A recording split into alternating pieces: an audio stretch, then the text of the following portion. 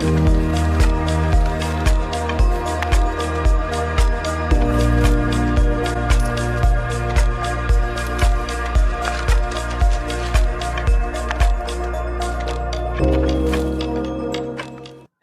and welcome back to another episode of Wise Words Book Summaries. Today we are doing the second part of Exercised.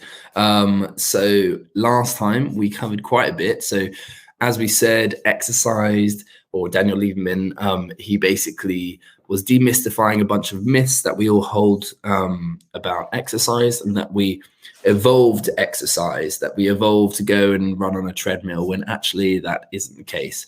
We evolved to be physically active, and because our lifestyle has changed over the last how many 100,000 years, we now have to go and be physically active, and that is what we consider as being going to exercise. So yes, in terms of what we covered, so we covered chapter 1, which is, are we born to rest or run? The myth 1 is we evolved to exercise. The second one was inactivity, the importance of being lazy. So myth 2 is, it is unnatural to be indolent. Chapter 3 was sitting, is it the new smoking? So sitting is intrinsically unhealthy. And chapter 4, sleep, why stress thwarts rest. And the myth was, you need 8 hours of sleep every night. So I guess we should just crack on. Yeah, so we're now moving on to part 2 of the book, which was speed, strength, and power, with chapter 5 being titled Speed, Neither Tortoise Nor Hare. And myth number 5 is normal humans trade off speed for endurance, which I thought was quite an interesting idea. This, that we have a trade-off. We can either be fast or we can be enduring, I guess, is that the word? Possibly. So this chapter opened up with a comparison of human speed against animals. I remember sending to the boys group the picture of the graph with the bears and how quick Usain was compared to all these animals, because I thought it was quite amusing. But basically, the setup of the chapter was that even Usain Bolt, the fastest human alive, or the fastest recorded human alive, is barely faster than the majority of animals.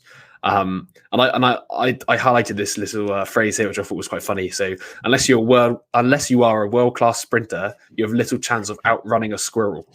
So why are humans so comparatively slow? I thought that was a nice image. So unless you're a professional sprinter, you can't even outrun a squirrel. So that puts a bit of perspective. That's quite funny. And then what did I do here? Sprinting. Oh yeah, the point is that sprinting, we run out of energy really quick, right? Yeah, that's it. Yeah, I think the one that surprised me the most as well was this idea that a grizzly bear, something so big, could be quicker than Usain Bolt. It's kind of terrifying. It's like alligators, right? I think they're quick as well. Yeah, crocodile, they're pretty quick, and it's you're looking at something that is gigantic. I was gonna hold up the book just to show the diagram of all the animals in comparison. Basketball as well really shows that it's massively quicker. I mean, I can upload it to the book summary maybe if that makes it more obvious for people. But I think his kind of main point was that there is a bit of a trade-off in terms of the speed at which we can run and the endurance. We're more designed, we have the ability to sprint, but realistically we've evolved to be good at endurance, whereas a lot of animals, they're better at sprinting but aren't as good at endurance. So there is an element of kind of trade-off with those two mechanisms. And if I remember correctly now, so the next point it goes into, so we're going to ignore the big stuff about how muscles recharge. We're going to put that up on the book summary on the website. But this idea that bipedalism is one of the reasons why we're slower. And I thought it's quite interesting because if I remember correctly as well on the graph, most of the animals we were compared with were animals that use their four limbs to run and sprint. And therefore they obviously can generate more power, right? And that was part. Well, they can generate more force. I think he talks about a bit about how our Achilles works, our Achilles tendons, and how it basically it builds up this force so that then you can push off again. And because we have only 2 limbs or 2 legs, it means that we can't run as fast as someone who can do that as an animal that has 4. right? They have more force that they're able to push off of. Yeah. I thought this is quite interesting here. So this bit, bipedalism has left us with slow running speed due to the force required to walk or run being generated by our legs against the ground. Unlike animals like dogs and chimpanzees who have 4 legs to push against the ground and generate power, humans only have 2 legs, which means less power and less speed. In fact, only 1 leg is on the ground at any given moment to push us forward. This disadvantage limits our running speed to half that of similar-sized quadrupeds, such as greyhounds that are twice as fast as elite sprinters. I mean, it kind of makes sense, though, to be fair. He's right, you are on 1 leg at a time, so effectively you're pushing with 1 leg, whereas you know, if you've got 4 legs, you're pushing with at least 2 at a time, I believe, because I don't imagine they push. In fact, they could even push all 4, I think, potentially. I haven't really studied the way dogs, for example, run, but they could be pushing all 4.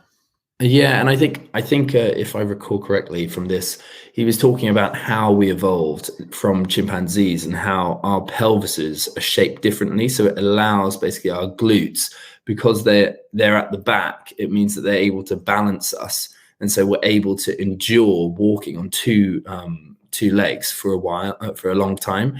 Whereas with chimps, we're going to engage less muscles, right? Because their whole body's engaged in when they run, right? Yeah, exactly. And they're more leaning forward because that's the way their pelvis is like kind of designed. And so because they can only, they're constantly leaning forward, they can only keep upright for a certain amount of time before they fall back down to 4 limbs. And I remember it as well. Just goes to show you how we've evolved.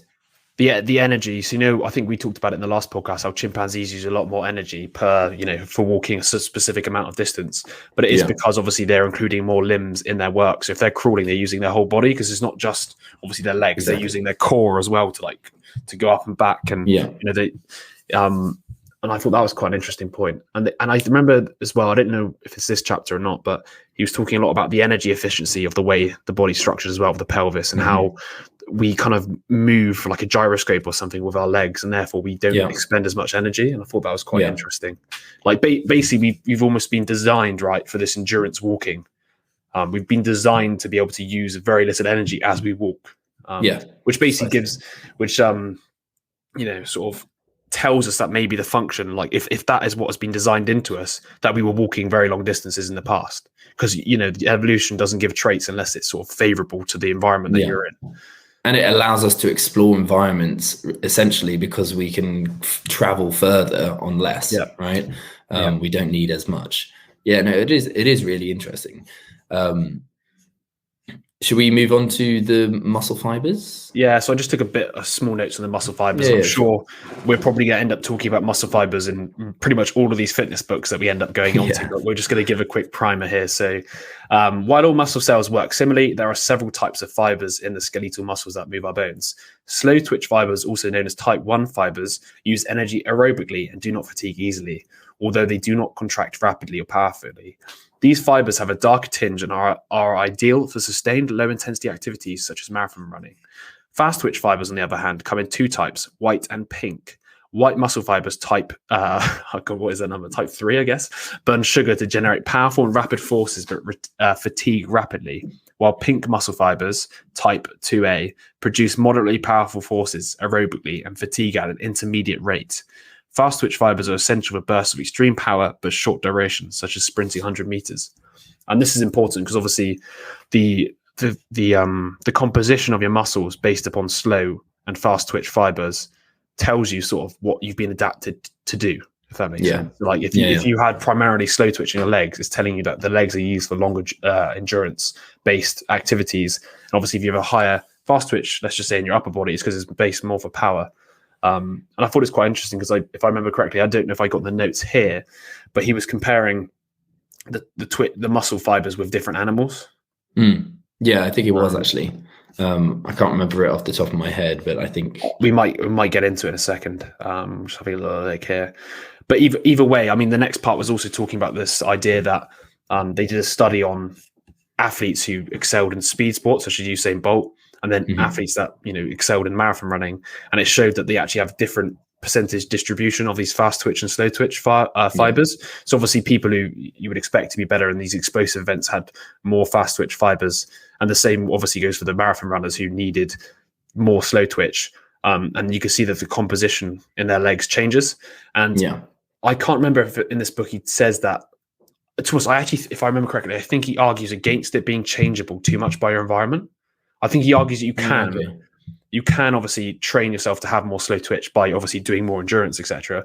But he kind of like said there's like a cap to it, and a lot of it's genetic. There is, and I think it's based on the muscle group itself as well. So like some have like a 50-50 split, some have like an 80-20 split.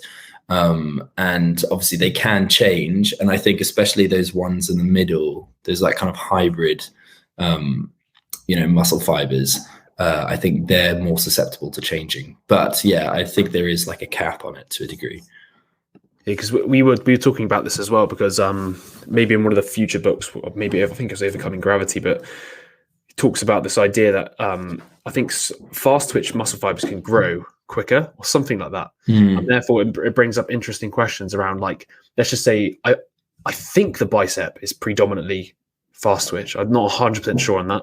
I'd have to double check it, but that would say to me, at least, if that is the case, that has higher growth potential than other muscles that are purely slow twitch.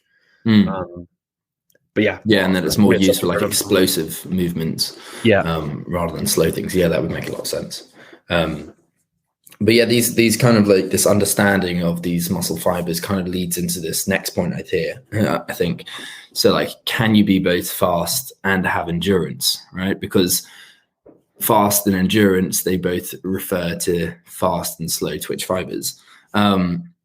So the prevailing belief that exceptional athletic abilities result from a combination of inherent talent and practice, and that skills such as dunking that necessitates generating high, swift forces are incompatible with abilities that require endurance.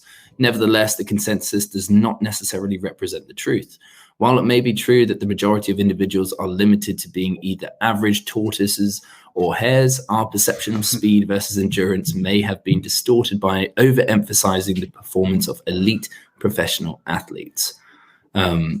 While it's true that top marathoners and world-class sprinters have completely different skill sets and cannot compete with each other, their extreme abilities have little relevance to the majority of us who are just regular pedestrians. For instance, the fastest marathon runner can maintain at a 4:40 pace for 26.2 miles, completing the race in about 2 hours. Can you run even a single mile at that speed? Yeah, it's crazy, isn't it? Yeah, it's ridiculous. But the point being here is, like, they don't even show a trade-off between speed and endurance there, because they're running at such a speed and enduring. It's showing that you can do both, and you can train yourself to do both. It's like, it depends on what like kind of reference you're looking at, doesn't it? In terms of how quick do you want to be while being able to endure for a long time. It's actually crazy when you look at like these top athletes and just think how quick that is. Especially on the ones that do the endurance speed, like speed endurance ones for me. Like, to be fair, all of it obviously is impressive. Like running the 100 meters in, the 9.6 whatever seconds it was for the world record, that's pretty impressive. But the fact that somebody can guard a mile of 4.4, sorry, 4 minutes 40 for a mile, which is rapid, but do that for 26 miles is just disgusting behavior. Like, I just don't understand how, but I'm just trying to think how quick that is. That's like, well, so so I watched a video on Kipchoge, who's like the world record holder for the fastest marathon. And he did it in 2 hours and 11 minutes. Okay. And so his pace is 21 kilometers. So it's an hour for the whole time. 2 hours and 11 minutes. Okay, so you take disgusting. Usain Bolt. Usain Bolt is what? God. Was he 43 kilometers an hour or something like that? At his top. So this guy's doing half that, but for 2 hours and 11 minutes. And what was funny, right? It's 21 kilometers an hour is still faster than most people can probably sprint. So I watched this video, and they put on this event, and it was like a giant kind of inflatable treadmill. And they were getting people to run at his pace, and just to see whether they could run on it for like a period of time. And most people could barely even get on, It's like it's 21 kilometers an hour, right? That literally is a sprint to most people. That is really quick. Like, but most treadmills don't even go that high. They literally cap off at 20. Like the one in the gym that I use caps off at 20. Yeah, I have to say, like, I use that as HIIT. Like, I use that for a HIIT exercise. Like, I'm sprinting on that for like a minute and then stopping. And this guy's running that for 2 hours. But then think how absurd it is also that Usain Bolt is doing double that speed. Yeah, that's also insane. Yeah. Like that is insane. Like imagine you're just like tripping at that speed. Right? Like have a little look. Fuck yourself. Okay, so apparently it's 30. No, reaching a top speed of 40. You're right, 44.72 kilometers an hour. Yeah. Because it's just crazy. Because they even talk about like the fastest football players being like, and they're rapid as well, being like 35 kilometers an hour. And it's just like that's still like miles quicker than that. It's like And then what's funny is like that's less than a squirrel. yeah. The irony of all of this. It kind of just blows your perception of this whole thing. Like, and I think to run a 4-minute mile, you have to run it at 26 kilometers an hour. Okay, to run a 4-minute. Okay, wow, yeah, which is that is basically that's rapid as well. Like that is.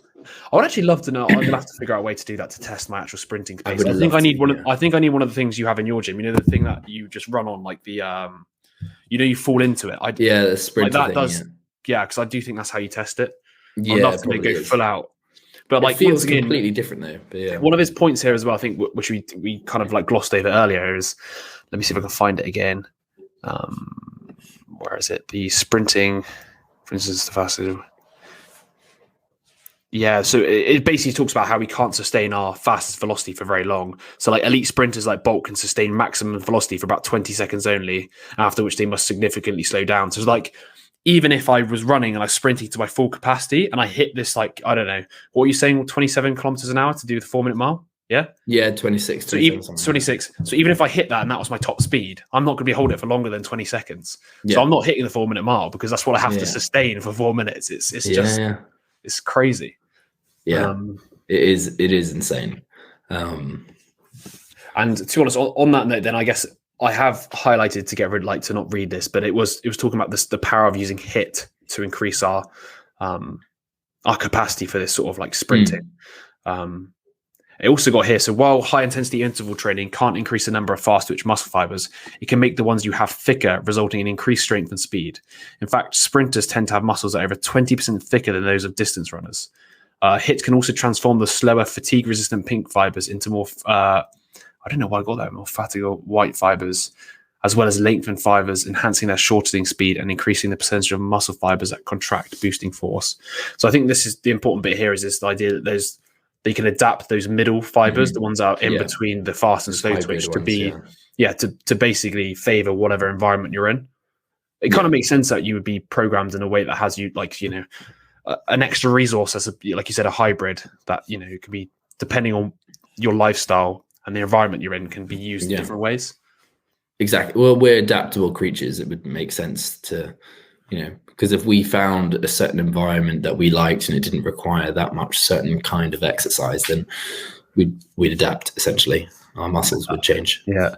I like this note, if you saw it here. If you want to improve your speed, you must make a concerted effort to run faster.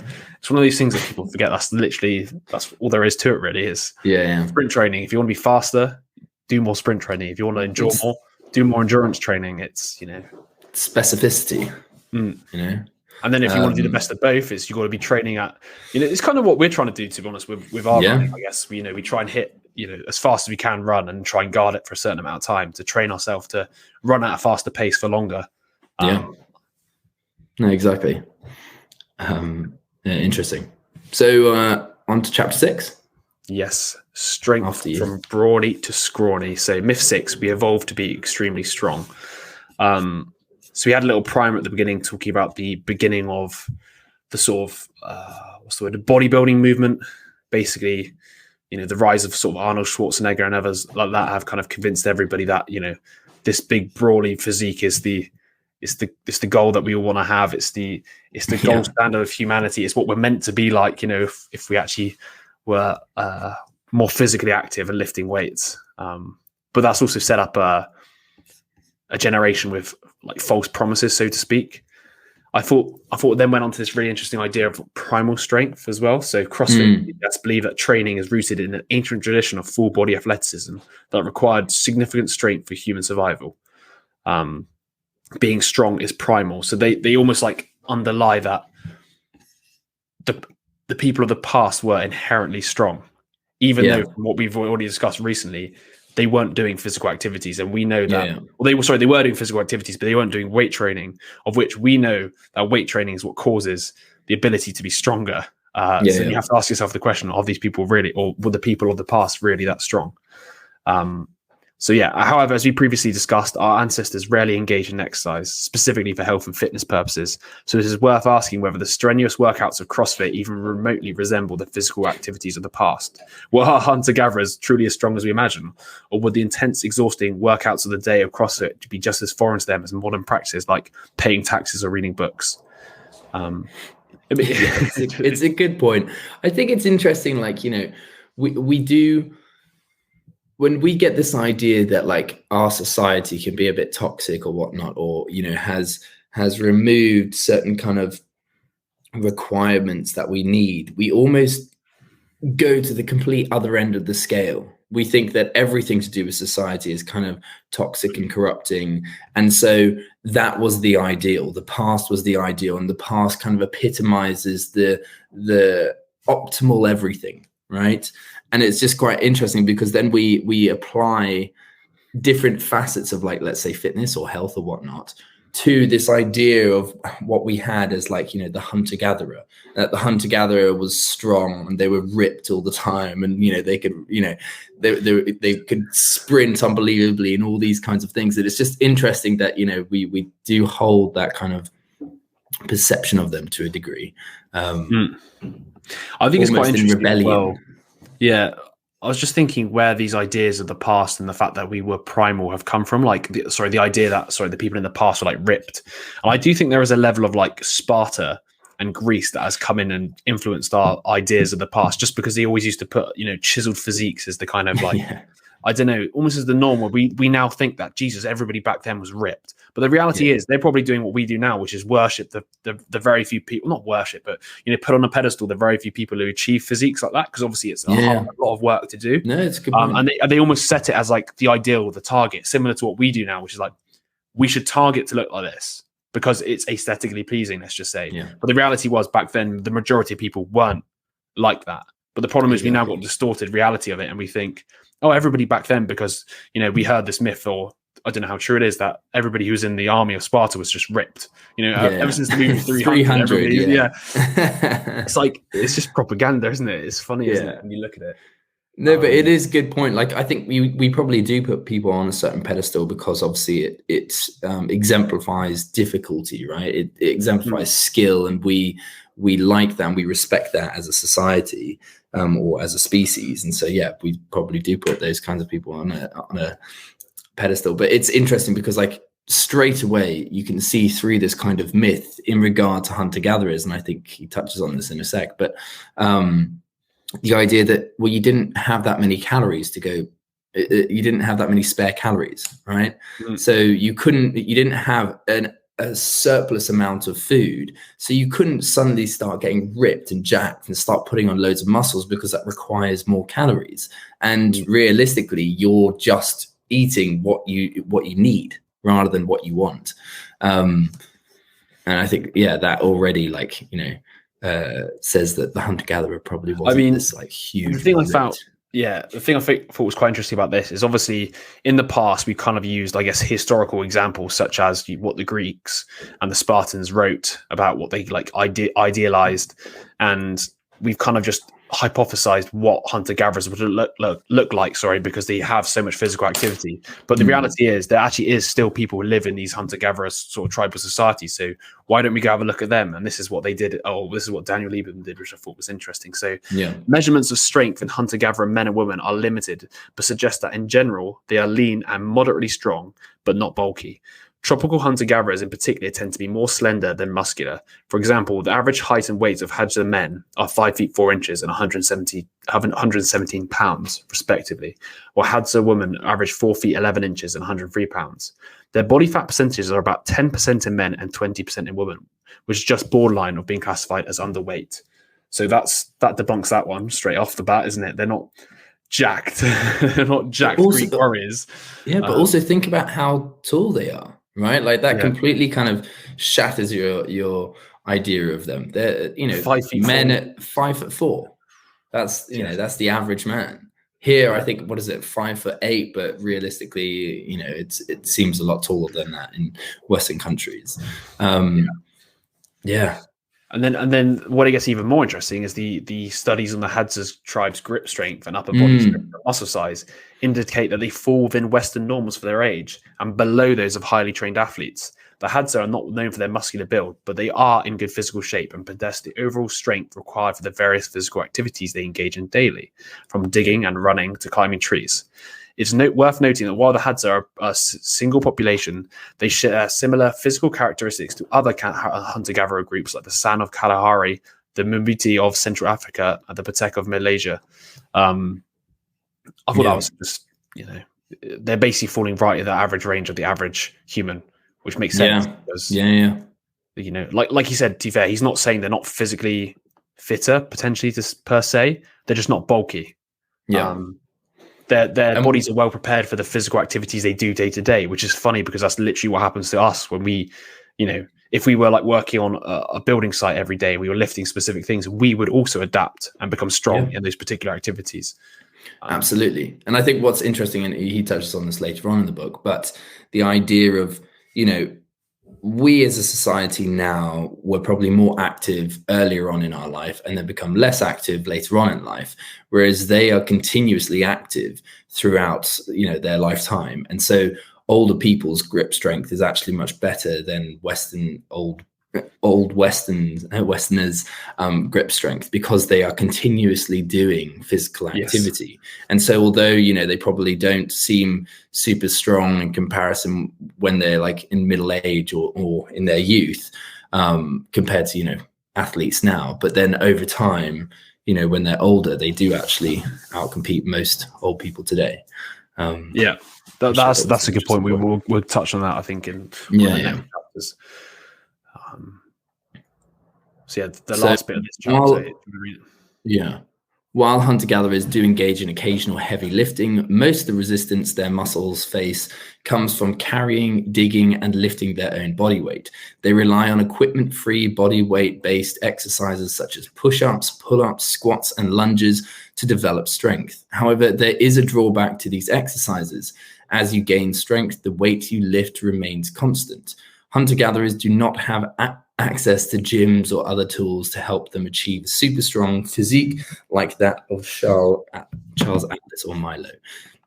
And I think that is a really good point, because and also as we talk about, they don't have the gymnastic overcoming gravity progression charts for knowing what to do for their calisthenics training. As you'll find out later, there's different angles you can do push-ups at to make it harder, right? And as we discovered earlier, these guys aren't actually training to gain muscle. Like they don't. The idea of training to them is foreign, so they're not doing anything which could entail progression. They're just doing physical activity based upon survival, etc. And that's not necessarily going to make you more muscly or stronger in certain aspects. It's going to get you strong to a point, but then past that point, you're not going to improve. Well, precisely, as we'll touch on in loads of books, one of the key principles of improving fitness is progressive overload. And because they are not engaging in fitness, they are just physically active because of their, life demands. They probably won't be progressing that much because their life demands won't be changing drastically. Right, like you might carry a bit more of an antelope back to your tribe, but a heavier antelope or whatnot. But it's not going to be consistently progressively overloading. There may be, and that's why I think there's probably more of an argument for endurance and muscular endurance for them, because they will constantly be engaging in muscular endurance more so than like lifting a heavy weight all the time, or I like think the main point is their power body movements. is definitely more physically adapted to their current lifestyle. So if they spend more time walking, then they're better physically adapted to that, which is why, from earlier on, we discussed this idea that some tribes could literally just run back-to-back marathons off the cuff because, they walk 10 miles a day, if not more. Yeah, exactly. So it was an interesting chapter, I thought, actually. Yes. Okay, so chapter 7, fighting and sports, from fangs to football. So mid 7, sports equals exercise. So are humans stronger than chimps? US Air Force scientists created a peculiar contraption that resembled a mixture of a metal cage and an electric chair to measure the amount of force generated by humans and chimpanzees when flexing their elbows.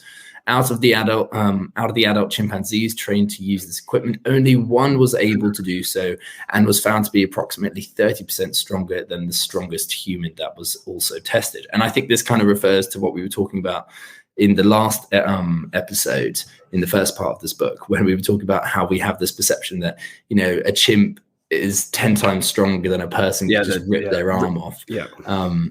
I still wouldn't want to get into a fight with them, but this kind of just shows you that, that they're supposed to be only 30% stronger. More recently, Belgian. Oh, sorry, do you want to say something? No, I was just going to say, but to be fair, it's one of those things that doesn't sound very much, but it probably is quite a lot. Like if you're benching 100 kg, they'll be benching 130, which is quite a significant difference. I guess. Off the cuff, a 30% increase is still pretty. It is stronger. Let's put it that way. But I guess it's just not. It's not what we have come to be taught to believe, kind of thing. It's not like so much stronger that like we couldn't, hold our own in like a weightlifting competition with one. Not that we ever find ourselves in one. Fucking hell. More recently, Belgian researchers demonstrated that bonobos weighing 75 pounds can jump twice as high as humans who weigh twice as much, suggesting that both species can jump to the same height per pound. Lastly, a laboratory examination of muscle fibers demonstrated that a chimpanzee's muscle can generate a maximum of 30% more force and power than the muscles of an average human. While these studies vary in their approaches, they collectively indicate that adult chimpanzees are not more than a third stronger than humans. Therefore, contrary to the popular belief, a chimp would not be able to dislocate your arm in an arm wrestling match. However, it is still likely that you would lose. I concur. I thought that was just a classic myth debunk there. Because I wonder. Although the thing for me is, I feel like chimpanzees, yes, were always told to be stronger, but it was gorillas were the ones that are way stronger. I mean, obviously not saying, but I would love to know the strength of a gorilla, because he didn't talk about gorillas, and obviously we are further removed DNA wise from gorillas, but it would be interesting just to know what they could, because the size of them, Jesus. They are, and I reckon. But I also guess there is a part of it, isn't it, as well, which is based upon force per body weight, if that makes sense. It's like force contracted from the weight that you have, and I wonder whether they're actually comparatively weaker for the fact that they're just way bulkier, they're way heavier, if that makes sense. Yeah, maybe. Yeah, it's interesting, isn't it? It's like also, you can only do so. You're kind of restricted to the kind of experiments that you can do to figure out someone's strength, right? Like, we can take a biopsy of a muscle and be like, this says that you could only do this, right? But it's completely like derived of any kind of context. So, not that I think that they should start up an experiment where a chimpanzee tries to dislocate an arm, but my point being is it's also, an approximate, right? And also there is a very good point of like, have you ever heard that? Like, I don't know whether it's from one of the fitness books recently I read. It could have even been this book actually, where they talked about the role of adrenaline and strength change. So there was a story of a woman whose like husband was crushed under a car or something, and she had like a surge of adrenaline. She was able to pick up something she would never be able to like pick up. And I wonder whether if push came to shove with chimpanzees and their like life depended on it, how much strength they could exert. Similar to humans, I guess we could exert more when it's a life or death situation, adrenaline surging through your veins.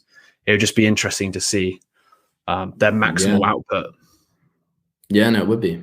Because maybe they can, if they're like rabid, they could pull your arm off because they're just crazy. Because there's the talk of chimpanzees ripping each other's arms off. I don't know if you've seen that. Like, I haven't. No. Like, I think it was what's his name, Franz de Waal, the guy who does all the chimpanzee politic books. He was one of the ones who said that bands of chimpanzees go and like attack other bands of chimpanzees, and they like tear them apart, like physically tear them apart. So maybe there is something to be said for that. Yeah. Basically, just don't get into a fight with a chimpanzee. Yeah, I mean, if that's one takeaway from the book. Yeah. Okay, so then aging and muscles, and this is kind of, I think, what we talked about before.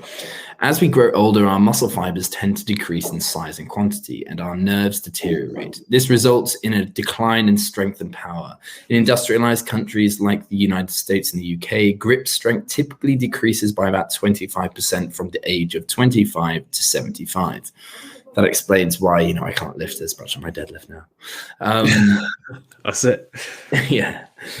In Framingham, Massachusetts, which is a few miles from the author's house, the percentage of women who are unable to lift 10 pounds has been observed to increase from 40% among 55 to 64-year-olds to 65% amongst 75 to 84-year-olds. This trend is concerning because as people lose strength, they become less capable of performing basic tasks, such as getting up from a chair, climbing stairs, and walking normally. The resulting feebleness also causes people to be less active, leading to a vicious cycle of deterioration. However, elderly hunter-gatherers and others who remain physically active throughout their lives demonstrate the encouraging news that using our muscles can slow down muscle loss as we age. In fact, aging does not stop our muscles from responding to resistance exercise. Even modest levels of resistance exercise can slow down and sometimes reverse sarcopenia, regardless of age, thanks to the mechanisms that have been previously discussed. And yeah, this is what we were touching on. Back to your point, where I don't think I took the notes for it, but they were basically saying that the hand grip strength of hunter-gatherers when they were older stayed pretty much roughly the same or something like that, where they were just basically showing that the main difference between hunter-gatherers and the current state of like the human culture, I guess, whatever you want to call it, is the main difference is around the elderly, because we become more sedentary as we get older, when in reality, he was making this case for that. Like there was some sort of hypothesis he had around having grandchildren, and that the wanting to take care of grandchildren, like the urge to want to take care of grandchildren was built into us to keep us active as grandparents or as elderly people. And I thought that was quite interesting. I thought it was nuts that he was kind of saying that grandparents are actually seem to be a bit more active than that was the point, wasn't it? Yeah, because they have to almost compensate for, like, for instance, when women get pregnant, they have to go and get food, they still have to look after the young, they have to cook, they have to do all these different things. So there's multiple things that are keeping them active. It's not just one thing. And I thought that was quite interesting, actually. It kind of just reiterated to me as well that this idea of, as you get older, it's really, really important to exercise or keep up physical activity levels. Use it or lose it, right? 100%. It's one of those things that I feel like stuff, or your health gets worse when you become more sedentary, especially when you're older, right? Like you were saying there, like a vicious cycle. If you stop using your legs, your muscles like deteriorate in size. You therefore can't get up, you can't walk as quickly. Therefore, one of the most important things you can do in your older age is try and be as physically active as possible. We're not saying go out there and try and do like 50 squats a day or something, because that could be too much, but just doing anything would help, right? No, exactly. Go. And I was going to say, like you said, it's the notes are saying it's age doesn't stop the response of your body to resistance training. So we should be resistance training. Like if it's going to keep your muscles at a certain sort of size, a certain strength, it's very important. To continue into the old age. I think it's interesting when you consider that, pretty much from the age of 25, you've kind of fully matured. And then after that, there is this very slow decline over the rest of your life, right? But that still means that, you'll never be able to, you probably won't be able to perform to the ability that you were when you were in your prime, but you can still, engage in a lot of physical activity and cognitively, right? Things that stimulate you cognitively. And so, we always see that, as soon as you if you stop using these mechanisms, or your body or your mind, then you start to deteriorate, because your your brain is essentially, or your body is essentially going, okay, we have only so many calories now. Where do we put them? You're not using this anymore, so we'll take it away from there and we'll put it towards here. And so slowly those things kind of atrophy. And we see it with like, people who retire and then don't really do anything because they're not intellectually stimulated, or maybe they're not being physical. Then their decline starts to accelerate much quicker. So it's definitely use it or lose it. For sure. It's kind of reiterated. It was just for me the fact that these hunter-gatherers, like the elderly in their population, tend to be just as fit or physically capable as the young, which just goes to show the like, not epidemic, but the fact that most elderly in our westernized nations tend to be or less capable of movement, etc. Is to be something to be said for the lack of physical activity they're undertaking. And that's not to say that I still don't believe that you will deteriorate slowly, even with exercise to a degree. I mean, obviously, if you're going hardcore exercising, and I think if you're doing like weight training properly, like 5 times a week, you could probably sustain a good physical shape. Pretty good degree, there's people, like there's those 90-year-olds running like marathons and stuff, right? So it just shows that you can do it, right? But I would say for most people, it's this idea that just being more physically active will slow down the deterioration. And to be fair, like this, I was already planning on trying to be physically active throughout my life, but now knowing this as well, this has definitely made me realize that this is a lifestyle, this is a way of living, and I should never change this way of living, because otherwise I'm just going to lose all of it and be frail when I'm old, and that's going to cause problems for other people, not just myself. People have to look after others. You can't walk downstairs, etc. Which you can stave off if you're trying to be more physically active, right? So and I wonder if it's also somewhat of a reflection of how we treat elderly, or how we perceive them. And it's like, if you perceive them as like, frail, then they almost need to be mollycoddled. And so they shouldn't be going out and being physically active. But actually, it's almost the complete opposite. It's like, if you want to be able to resist any kind of, strain, then you should be having some level of resistance training to a degree. You need minor stressors, right? I always think about this idea of like, it's a bit like what we do with the cold showers. It's like a minor stressor to your body to get it sort of up and running. It's like, oh, this isn't okay, now heat up. Like, it's too cold, heat up. It's the same with muscles. Like, oh, we're too weak, get stronger. As a signal. Absolutely. We're not advocating for somebody who's like sedentary to just then go and run a marathon. It's like, no, you build up over time, right? It's incorporating progressive overload. Let's just say you're old, you can only do like 2 squats. Okay, right. Well, tomorrow you do 3, or 4 days time you do 3, then you do 4.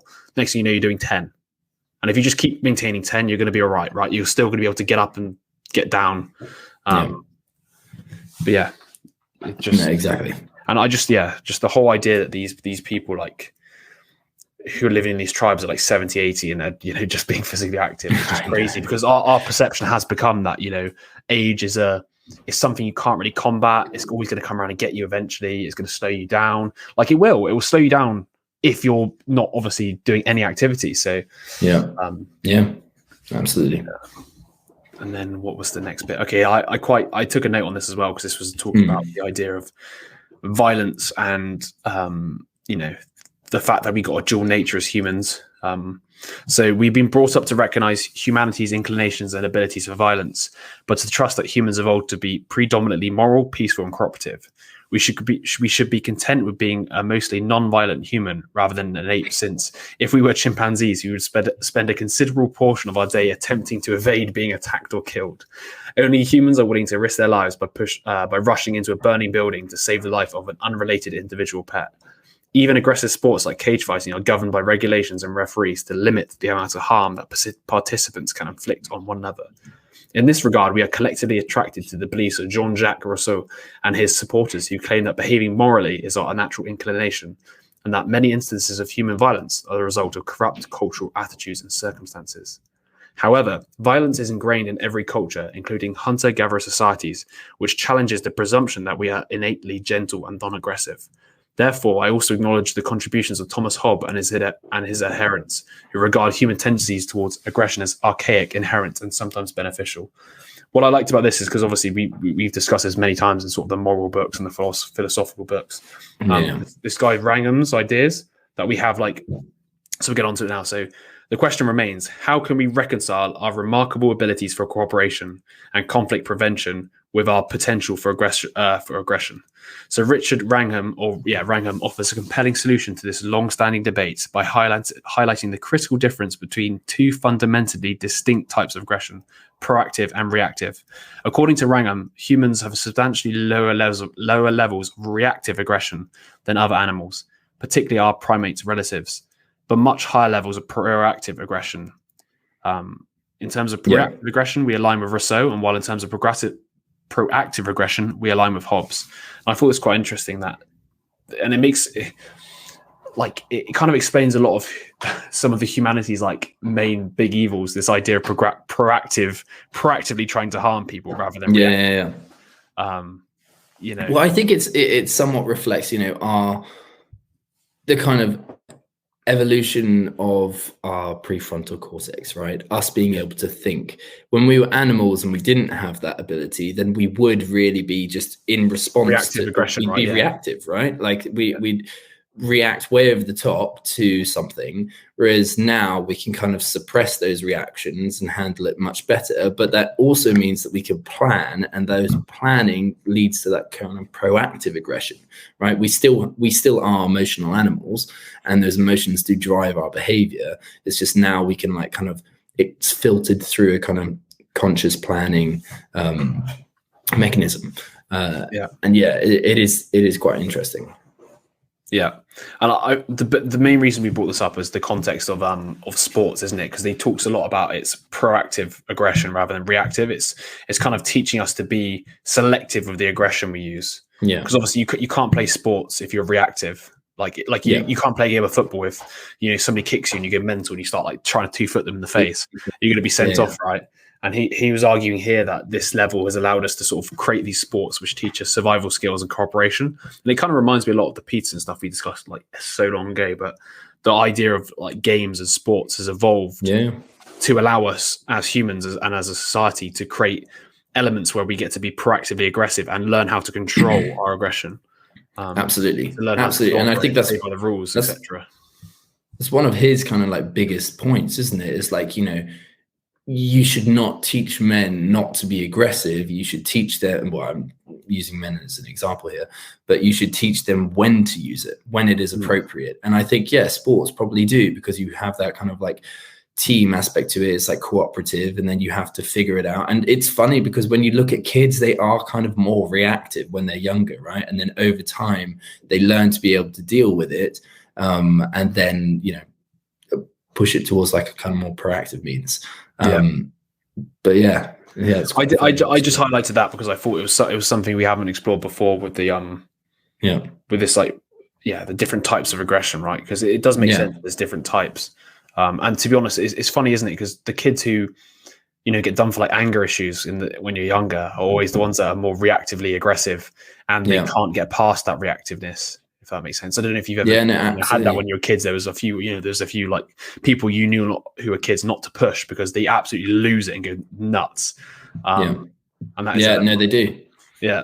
And I wonder if there's a correlation between people who have issues with their maybe inhibition and reactive and proactive aggression. I guess another thing you can think about is obviously all the fights that happen, murders involving alcohol, where your inhibition's closed off, so you're just way more reactively aggressive. You're not proactively aggressive. You're not contemplating the future. You're just reactively aggressive.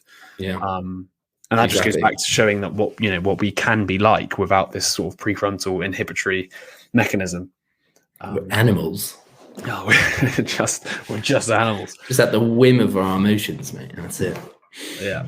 That's interesting. So the one thing about that chapter, which having looked back on it as well, so obviously the myth was 7, sports equals exercise. I didn't really get where in the chapter he debunked it. I agree. I agree. I don't know if you, there was nothing in the chapter which said to me this is why sports doesn't equal exercise. I think maybe from that last point I was just saying there, where sports is more about learning to restrain impulses, sports is more about learning rules and learning to cooperate. It's kind of what he's on about. It's sports didn't evolve to be exercise. It didn't evolve for humanity to use as exercise. It evolved for us to learn rules, learn how to cooperate, learn how to be proactively aggressive, learn how to control our aggression, rather than it evolved to be exercise. But obviously in this day and age, it's almost become synonymous because it's basically sports equals physical activity, which is exercise. No, and I think that's what he meant. But other than that, I couldn't think of why he even had that as a myth. And it was such a wide-ranging chapter. It was about the strength of chimpanzees, about aging, and then it's just like, okay, well, I think this is one of the ones where he maybe didn't think it too well through before he wrote it or something. But yeah, he went on a massive tangent. I remember reading it, and then I was like, I kind of forgot what the chapter was about, and then just at the end, he slightly tried to tie it all together, and I was like, oh, okay, it's about sport. But I think you're right. I'm sure the people who are listening are probably thinking the same thing. Like, you started talking about football and stuff, and like it was meant to be about sports, but this talked all about chimpanzees being not as strong and stuff. Or I agree. Cool. And I think so. We're on to the next part, which is part 3, endurance. Yes. So chapter 8, walking, all in a day's walk. Myth number 8 is you can't lose weight by walking. So if there is a single physical activity that perfectly encapsulates the key message of this book, that our evolutionary history didn't evolve exercising for the sake of exercise, but instead engaging physical activity only when necessary, it is walking. The average hunter-gatherer man and woman, including the Hadza people, walk approximately 9 and in between 9 and 6 miles per day, respectively, not for the purpose of improving their health or physical fitness, but to stay alive. Each year, the average hunter-gatherer walks the distance equivalent to that between New York and Los Angeles. So humans are natural endurance walkers. I believe this is the chapter where he kind of goes into the sort of... I think you just highlighted it there. The difference between humans and chimpanzees and the amount of calories they burn from walking, and basically using that as a sort of the logical framework for why, as the evidence for why we have evolved to walk, because we have evolved to use less calories for the same distance of travel. So we got here. To understand the benefits of walking on 2 legs, upright versus knuckle walking like an ape, let's take a closer look at the energy expenditure. A 7.4 mile walk would burn around 325 calories, for a human who walks upright. However, if the same distance were covered using the inefficient knuckle walking technique of a chimpanzee, it would burn roughly 700 calories. By walking upright, hunter-gatherers save over 2,400 calories per week compared to knuckle walking. This adds up to 125,000 calories per year, which is the equivalent energy, to run about 45 marathons. That's a pretty crazy statistic. It is really interesting. And I was just thinking, obviously, every animal is adaptable to a degree, but we literally have been evolved to be able to go into any kind of territory. We're not so reliant on our environment as such, right? Like, it just reading that, for example, goes to show you that chimps can't travel that far. They can travel far, over a long period of time, right? And I think they do as groups. They do travel, but we literally have evolved to have this ability to, go far distances, and hence why, humans popped up in every fucking kind of environment. I just thought it was quite interesting that, how we evolved to be more adaptable in a sense. I wonder whether that's... I was going to say where the prefrontal cortex sort of stuff came in, where it sort of... we were changing environments so much there needed to be some way to regulate behavior or something, because we had different environments to behave in. I don't know. But it just goes to show we were naturally born to be, I guess you could almost argue, wanderers then as well, so not just walkers. Because for me, the whole walking 6 to 9 miles a day is a bit weird if you were just staying in one small area. We were born to be vagabonds moving between encampments, maybe, and maybe that's a level of because we were being hunted. So, for example, if a pack of wolves or something, or an apex predator got a scent of us and was circling our camp, we needed to make sure we could go to the next somewhere else where they wouldn't be. Before we managed to create tools which could help us fight it. And I wonder if also because we follow where the food is, right? Where the sun is. So we follow the seasons, and we would have just been going kind of round. And I think that's what a lot of kind of primates do, to be fair. they come back to the same spot over a period of time. And I think elephants do as well, weirdly. I could be wrong, but yeah. Random note, but yeah. So continuing on from that logic, so the reasons that compelled our ancient ancestors to walk upright ages ago may appear obsolete now, but they still hold significance. For countless generations until the post-industrial age, our forebears had to walk roughly 5 to 9 miles daily just to stay alive. Endurance walking became an intrinsic part of our evolution. However, like our predecessors, many of us have an innate tendency to expend minimal energy by walking only when indispensable. This impulse to conserve calories highlights another crucial contrast between walking today and in earlier times. The amount of weight we carry, such as infants, nourishment, firewood, and water. It's a good point because, like, as well, we haven't evolved to want to walk. We walked because it was necessary. We don't need to walk now because the things we used to walk to get, we already have available to us. Yeah. So we're fighting against our own biology almost to, expend calories. Exactly.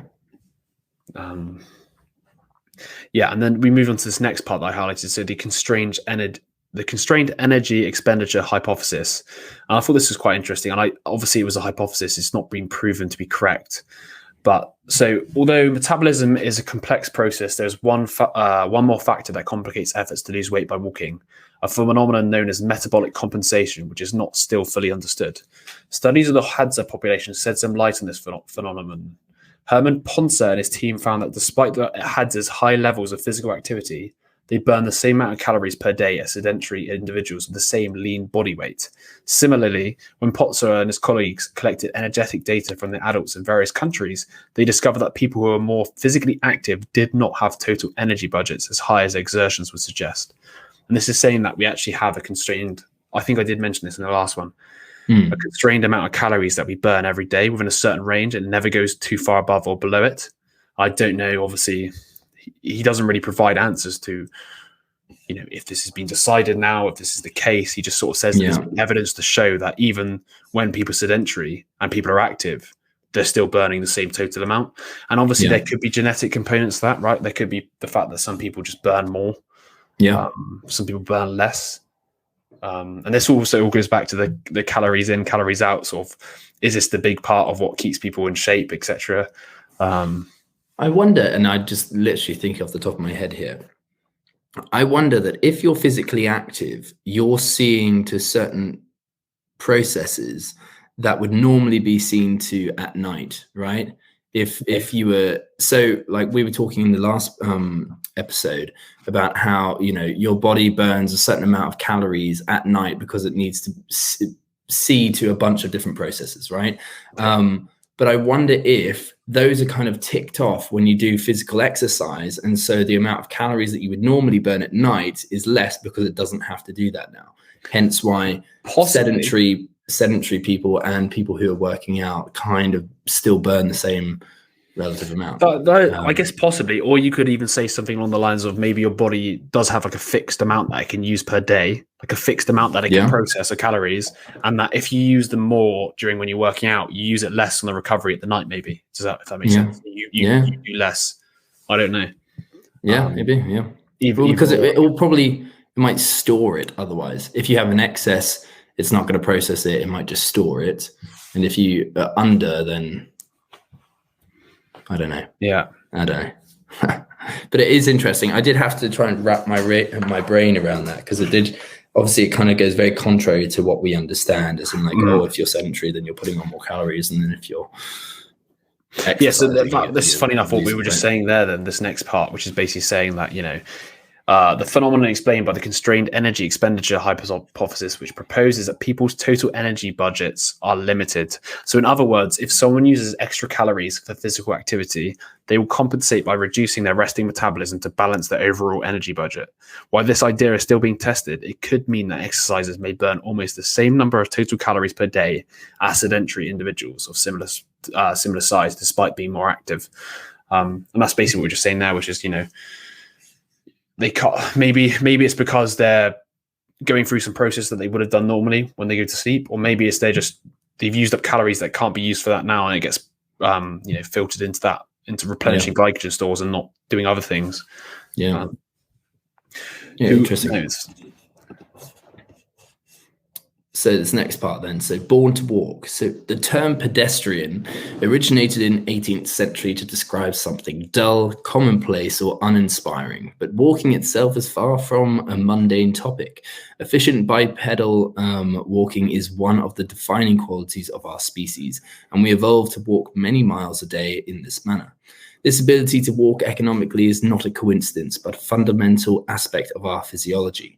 Walking 10,000 steps a day was a necessity for our ancestors, but that is no longer the case. Until recently, walking was not considered exercise, and our instinct to conserve energy means we tend to walk as little as possible. Walking remains one of the most important abilities that makes us human, alongside our big brains, language, cooperation, tool-making skills, and cooking. Yeah, I didn't realize like how important kind of walking was to us. Like, obviously I know that we all do it, but it does give a completely new light on it when you consider that we evolved to be able to do it because it's an element of moving without burning many calories, and how that's just so crucial for us. Yeah, I do think the evidence and the logic does make sense, doesn't it? In comparison to other animals, the fact that we burn way less calories to walk suggests that from an evolutionary trade-off perspective, we evolved that efficiency because we were doing more of it. You know, because if we weren't doing very much of it, why would it need to save all that energy? Yeah. You know? Yeah. And it is interesting to think about that. And then obviously the current day and age has obviously led to us walking less, like we were complaining last time, I think, about the escalators in metros or whatever. You know, basically finding all the ways to reduce the amount of walking. You know, we do try and find to reduce the amount of walking we can do, but I do think there's almost this counterculture move now, especially, I don't know, in Paris I've noticed it, where they've closed a lot of like roads on the weekends. They close roads like in between streets, so you have to walk, and they only let people walk. I just see loads of people walking in Paris. I don't know whether it's the same in London. I guess people I think it's quite busy, but Paris is also somewhat designed for it. Like, I remember they have the big open kind of pavements. What are they called? I can't remember what they're called. They're called boulevards, maybe? I don't know. Yes, boulevards. Promenades. Yeah. Whereas London didn't adopt those because it was being a bit cheap. That's it. That's the reason. Literally, like, I remember Christopher Wren said that he wanted to design a lot, and they were like, no. But yes, anyway, we can move on to the next part, which is about running and injuries. So chapter 9, running and dancing, jumping from one leg to the other. And the myth number 9 is running is bad for your knees. I've heard this one a lot. Yeah. I mean, it's become like a massive common like belief, isn't it? That, you know, I think my mum even said it to me before as well. I was like, I'm thinking of running a marathon. I think I was saying, because obviously you were doing it, and she was just like, oh, don't do that. I was like, why? She's like, you just destroy your knees. And I was just like, okay. And it has been accepted that's you know, excessive running, so to speak. And to be fair, in this chapter, he doesn't really go about completely debunking it, right? He doesn't really say it definitely doesn't destroy your knees, but he says it's the bell-shaped curve again. It's like, if you're an extreme runner, you're going to cause yourself some issues. But most people who don't run thousands of miles or whatever a year, they're going to be okay. I think the bit that I found was quite interesting was this first part about the pig head. This part where he talks about the fact that pigs don't have a stabilization muscle in their necks. So when they run, their head like swings, doesn't it? Like they sort of like they can't keep their head straight. And he kind of uses this as an argument for why we can run long distances, right? Because it's something to do with being able to fix our gaze and use that to carry us in a specific direction. I thought it was really interesting how they've. This is just a classic example of like creative science, where they've just sort of like, I don't know, just seen a pig and his head moving and gone like, hang on a second, why don't humans do that? And then they've suddenly gone a way to sort of use logic to explain why humans can run. Yeah, I'd never heard of it before, as in like it being a main player in why we're able to run, right? Like I've never thought of like, oh yeah, my head, I'm constantly keeping my head up, because you don't think about engaging your neck muscles and those components. But yeah, I thought that was kind of really interesting. So I'll just read from this bit. So this led to the discovery that animals adapted for running have a nuchal, I believe it's pronounced, ligament at the back of their heads that acts like a spring to keep their head still. Humans and fossil species from the genus Homo have this ligament, indicating that humans were selected to run millions of years ago. The basic argument is that by 2 million years ago, Homo erectus had evolved the necessary anatomy to run long distance in the heat in order to hunt and scavenge. This is supported by evidence that our ancestors sometimes hunted by outrunning fleet-footed animals. Despite this, most humans we see today are walking rather than running, and even the fastest among us are slower and more awkward than animals. I thought it was the whole pig theme was just interesting with the neck and then also how that all the animals that run have this ligament and the ones that don't run don't have it.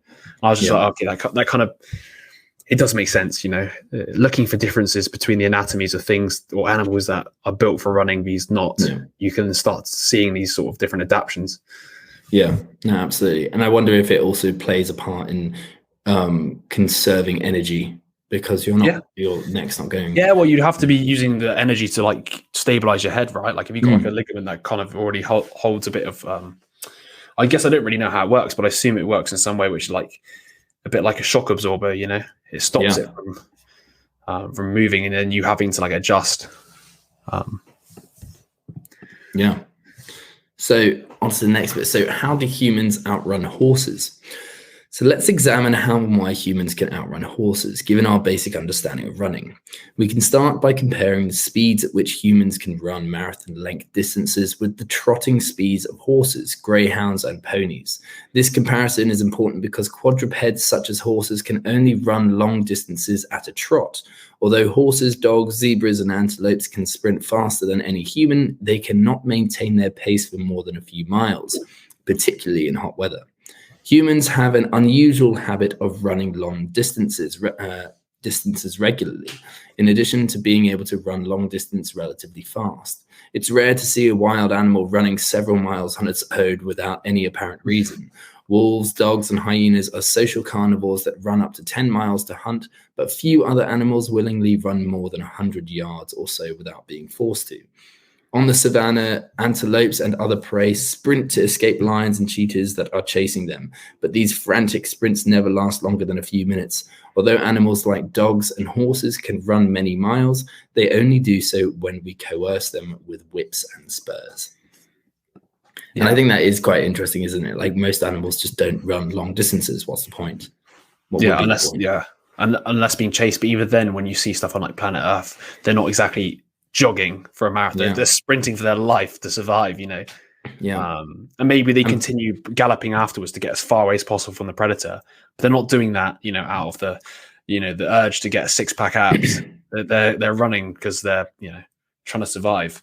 And they've kind of also co-evolved, haven't they? So the predator would also run out of energy. Like, lions can't fucking run at like a top sprinting pace for a long time, and neither can antelope. So they're both like almost like they both run and they stop and then they'll do it again later, Which is actually funny enough why we'll see in the future, I think it was in this chapter as well, about the persistence hunting, which I thought was so interesting. Humans used to hunt, which is, like you just said, the animal would sprint away. Humans would then like slowly jog and catch up with it. Then it would sprint away again. Then we jog and catch up with it until the animal was exhausted. And then obviously it's an easy pickings. But before that, I think I quite enjoy this bit about why we're adapted for endurance running in comparison to other animals. And I think we did talk about this last podcast a little bit, where I said something about not picking up a sweaty dog because of our sweat pores and stuff like that. So why are we good at endurance running? What enables ordinary humans who descended from flat-footed apes to be so good at endurance running? So adaptation number one is high performance legs. Humans' legs are noticeably long and springy compared to other animals of similar weight and size, such as chimpanzees, sheep, or greyhounds. This is due to the lengthy elastic tendons, including the Achilles, which serve as springs during running. While not essential for walking, these tendons stretch as the hips, knees, and ankles bend, and the arch flattens when the feet land on the ground during a run. When the tendons recoil, the energy they store is released, propelling the runner back into the air. Long, springy tendons are common among animals adapted for running, such as kangaroos and deer, but they are shorter on our closest relatives, the African apes. Humans evolved these longer tendons independently to improve our running ability. The Achilles tendon and the spring in the arch of the human foot alone can return up to half the mechanical energy generated when the body hits the ground during running. And it's funny because this is the exact reason why running on the flats of your feet is better. Energy efficiency. You know how we've been talking about the proper running mechanic, because I've always been a hill striker. And the point being here, doing a hill strike doesn't get the spring in the Achilles quite like landing on the flat of your foot. Yeah. I've been feeling it recently using the Vivo shoes. I've recently been running with them, and you do it just feels completely different. Yeah. Like even if you are using a trainer and you're landing mid-foot or on the ball of your feet, still a lot of the I'd say proprioception, but also a lot of the force is taken out of it because you've got such a cushion. Heel, right? And it's so strange. Like obviously, we all run barefoot, but I don't think I've ever run barefoot on like a treadmill or close to it. Yeah. So it was it's quite a strange sensation, I'd say. Also, I think as you grow older, you run barefoot less and less. Probably, of course, yeah. Lifestyle. I'd also use that. It's weird because we have that like insidious logic now, which is like because of this idea that more running equals knee injuries, joint injuries, and they argue it's the repetitive striking of the ground. You then have created more and more cushiony shoes, and it's like the cushiony shoes is actually making our joints weaker in my head because you're not actually having the force being put through the joints, which is what you need repetitively. Like that. I mean, obviously there is a point where if you did too much in such a short pace of time, you're going to injure yourself. But the whole point is you're meant to be putting this force through your joints to strengthen them. And I thought it's interesting to think about it that way, it's a whole kind of paradigm, isn't it? That we're assuming that more hitting the ground is contributing to all this force on the knee, but actually it's how we're hitting the ground. But it's one of those things that, right? So I get it. I get the idea of like a stress fracture, right? You do something too much in a short space of time, you crack your bones, you cause damage to your ligaments, and you don't give it enough time to repair. I get how doing that and then keep running would obviously cause more issues. The whole point then is you're meant to stop running and recover, right? But and you're meant to adapt and get stronger from it, which is like your bones get stronger from lifting heavier weights, right? It's the same. I think your bones actually get stronger from tiny little fractures. Yeah, they probably do. It's back to this idea of stresses. It just depends how big the fracture is, right? Like in my head, bones are probably continuously fracturing at the micro level, right? Just from doing something too heavy, putting it through stresses not used to, in my head, would cause some level of shape change, let's just call it, or like a tiny crack on the surface. It's only when you obviously do it repeatedly and at too high for what you can handle, where you're going to end up doing something like irreparable damage, right? But or snap, of course, when you break a bone, you snap it in half. That's obviously not particularly good. But the whole point here is these micro stresses in the head, the body sort of registers it as, oh wow, we've been pushed to our limit here. Let's send a signal for getting stronger and being able to handle this limit next time. And I think that's why it's funny when you read about the complexity of how we're designed, because obviously we all know how legs work, but we don't really a lot of the time think of it in the in the perspective of running or certain exercises. And it does make a lot of sense that you have this kind of spring-like device that contains and builds up force so that it allows you to push off and reduce that the amount of energy that is expended. I tell you what's quite funny as well. I've noticed as well, if you try and sprint, you're on the tips of your toes. Like if you push off and go as fast as possible, right? You're on the tips of your toes. And it's because that's the mechanism which enables you to have the most force, right? When I find myself doing that sort of mid sprint / trying to do endurance running distance, I then also find myself hill striking again, which is weird. But I can just if you're even feeling it now, just going up on your tiptoes, you feel powerful. I don't know what it is. It's the Achilles kicking in a little bit. Which also explains, when you walk, you're not really just on the balls of your feet, you're more on your heels because you don't need that much force to spring you forward, right? It's funny, actually. I've tried to do that. I tried to walk on the balls of my feet and I can't. It's strange. It's because you're just too, it's too powerful. You're right. It's I've got too much force. I actually have to use my muscles to hold back the force from my Achilles is pushing me forward to not be running. It's one of those things we take for granted as well, because we just assume we know how to run. but the reality is we actually don't. Yeah, no, exactly. And we'll get onto that in another one of our books, I think, in the future. Yeah. So yeah, sorry, we got sidetracked. Adaptation number 2 is sweating. So humans have a unique ability to run for extended periods of time, thanks in large part to their remarkable sweating capacity. As we run, our bodies generate a considerable amount of heat, which can be dangerous if it is not dissipated. Body temperatures above 41 degrees can damage brain cells and other vital tissues, leading to heat stroke. So to cool off, we use the process of evaporation, which occurs when the heat causes water to turn into steam, thus losing energy and cooling the skin underneath. Humans, however, possess a unique cooling system that utilizes special sweat glands, which are usually found only on the paws of other animals, which I thought was interesting because I don't know why. I guess we just, as humans, assume that, I don't know, other animals just sweat all over their body, but apparently it's just on the paws. Where are we? Sorry. Yeah. Okay, yeah. Although primates have small numbers of these glands elsewhere in their bodies, humans alone have between 5 and 10 million sweat glands located throughout their skin, especially on their limbs, head, and chests. This profuse sweating essentially turns the entire body into a giant wet tongue, which I thought was quite funny. Humans also lost their fur, which facilitates the movement of air over the skin, thus allowing us to dissipate heat rapidly. And that's just quite an interesting point because it's like we're one of the few animals that's not furry. Yeah. Do you know what I mean? We're one of the few animals, like we do have body hair, right? But we have limited body hair. Why is that? Because we can lose heat better. Okay, but why would you need to lose heat better? Because we spent most of our time running or walking or doing some form of movement which meant that we needed to lose heat quick. Yeah. Another example of an adaptation that we've had which sort of provides evidence for what we've been evolved to do. Yeah.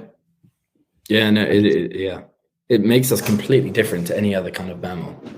It's just one of those things you never, like, before this book, I never really contemplated, obviously, the uniqueness, so to speak, of the human body. Like, we always talk about the brain capacity and how we're, meant to be smarter than other animals, right? To some degree, obviously, because we can speak, etc. But it's one of these other things, like the fact we're not furry, the fact that, we sweat everywhere, which I didn't even realize wasn't a thing for other animals. It's nuts. Do you want to? Yeah, it's a pretty sick mechanism that we've kind of evolved. Yeah, it is really cool. So the panting disadvantage. So most animals use panting as a way to cool themselves down by evaporating saliva in their throats and tongues. This process cools the skin, which in turn cools the blood in the veins beneath it, and ultimately cools the entire body. However, panting has limitations. The surface area of tongues, mouths, and noses is relatively small for cooling. Additionally, quadrupeds such as dogs are unable to pant when galloping due to the seesaw motion that causes the guts to slam into the diaphragm with each stride.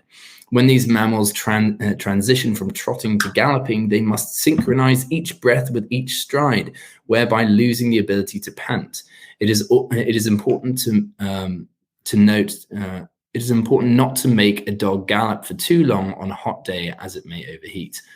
And I didn't actually know that about the whole the synchronization of when they're like galloping. But it kind of makes sense. I think that's never really see interesting. dogs run for too long as well, and you do see it's funny especially when they sprint, they always stop and like and that's actually they're trying to dissipate the heat. It's actually crazy to think. I mean, obviously you knew they were trying to like gather back the oxygen and stuff, but it's just nuts because I also just couldn't believe that the only way they cool themselves down, or one of the main ways, is just through their mouth. They don't have any other sort of sweat systems or anything that causes them to lose heat. But I guess it's interesting though because it has allowed other animals, right? Let's just think about it. They don't have to wear clothes in the sense that we kind of have become necessitated to wear clothes, not just because of the fact that obviously it'd be weird to see people naked, but I think it's a level of it as well because we're cold because we have fur. Right, and that's another reason, which is just quite interesting. Yeah, no, it is absolutely. So elastic hearts. Humans possess additional adaptations that aid in their endurance. During rest, the heart pumps around 4 to 6 liters of blood per minute, but during running, it may need to pump up to 5 times more to fuel working muscles and maintain body temperature. An average runner's heart can pump up to 24 liters per minute, while elite runners can achieve a remarkable 35 liters per minute. Researchers including Rob Shave, Aaron Baggish, and myself including Daniel Lieberman, have shown that humans, like other endurance adapted animals such as horses, have voluminous and elastic heart chambers that differ significantly from the smaller, thicker, and stiffer hearts of apes. These adaptations enable humans to efficiently pump large volumes of blood with each heartbeat. Additionally, humans have highly developed blood supply to the brain, which aids in cooling this vital organ during exercise. It's interesting to know as well the difference in heart like stiffness and elasticity, and obviously showing that we've been in my head, the elasticity itself provides evidence for like the fact that there's going to be variation in the amount needed to be pumped through the body, and therefore it's been adapted to go from, you know, walking pace to sprinting pace all of a sudden. It's almost like we've been adapted for these short based sprinting, but also at the same time, you know, maintaining an endurance run, for example, right? Because you need something that can stretch, but then also stay stretched for a long period of time. Whereas if you have a stiff heart, you know, it's not going to be able to give you much variation. Exactly. And that kind of ties in with the type of hunting that we'll touch on in a sec, but yeah. Do you want to finish this last bit off? Yeah, we'll do.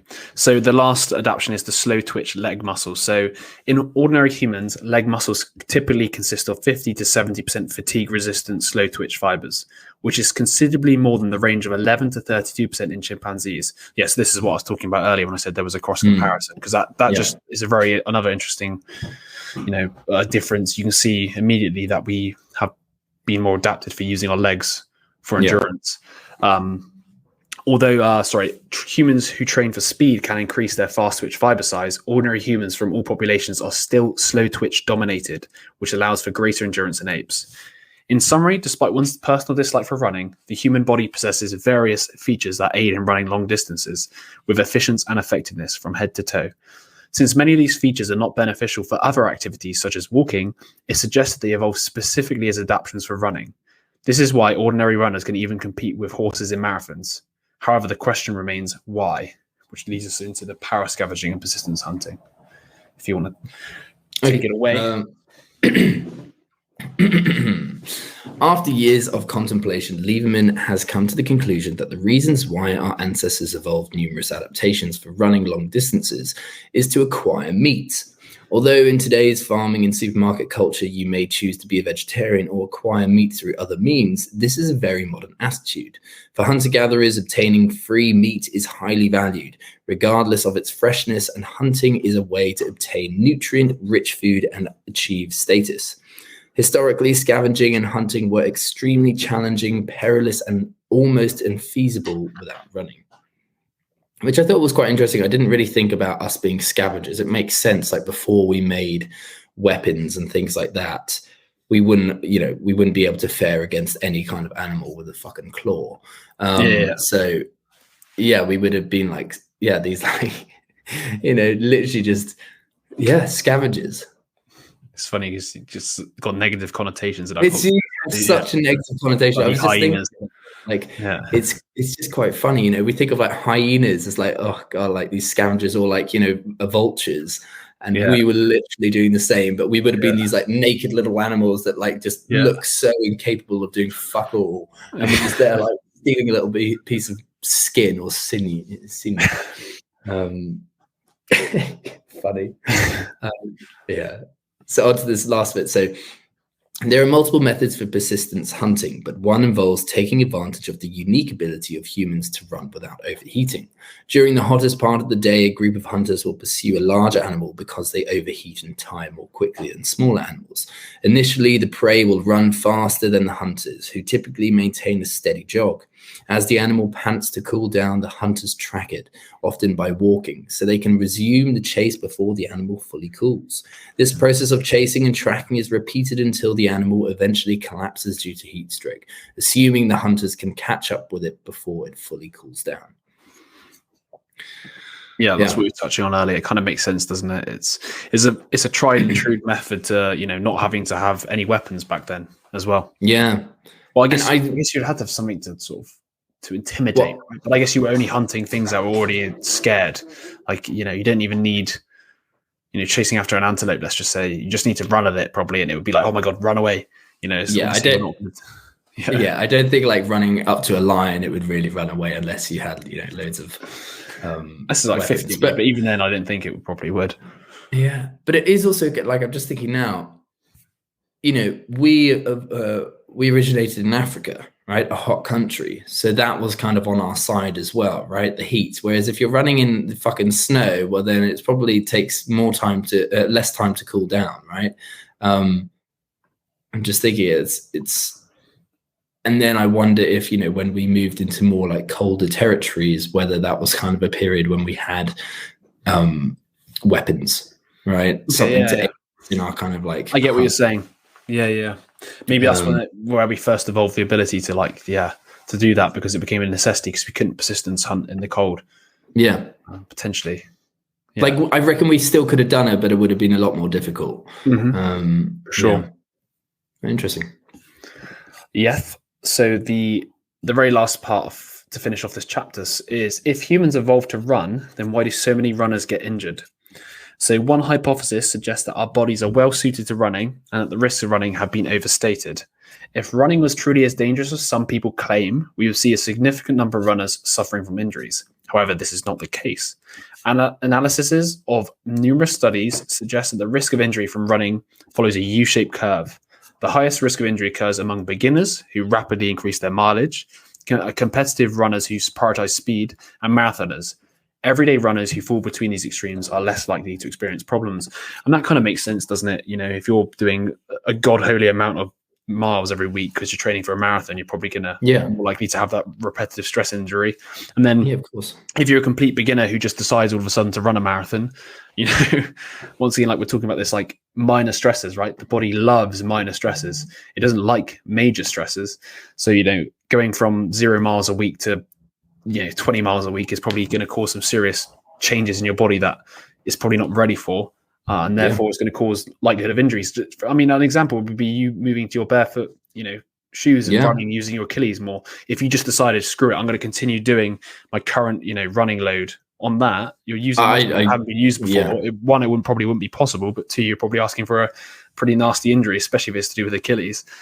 Even walking, I've had to only wear my shoes now and then, just because it is such a strange transition. Yeah. Right? And it's like, you will always have to accommodate. It's funny that kind of transition period. I don't have the shoes you have.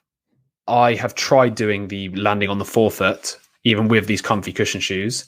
And it's amazing how much my calves hurt the next day. I told you this before, but just even so, if you put your treadmill on a gradient, you automatically can't do hill strikes, because obviously you'd have to put your legs really high up. Yeah. And I found running any of the distances I used to run on a slight gradient, impossibly, I just can't keep up the pace I used to be able to do. And it's really depressing, because I have to relearn how to use my legs again.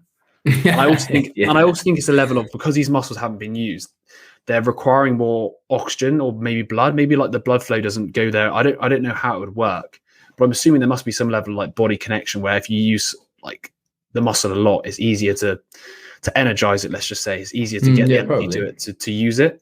Whereas if you're not using it as often, it takes longer to get the energy there. And I think I've noticed that I'm out of breath quicker when I'm running this different style.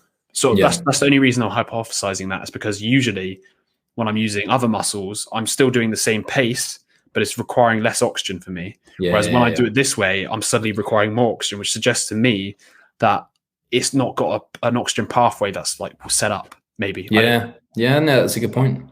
Yeah, that makes a lot of sense. I really don't know if that's actually how it works, but it'd be interesting. Yeah.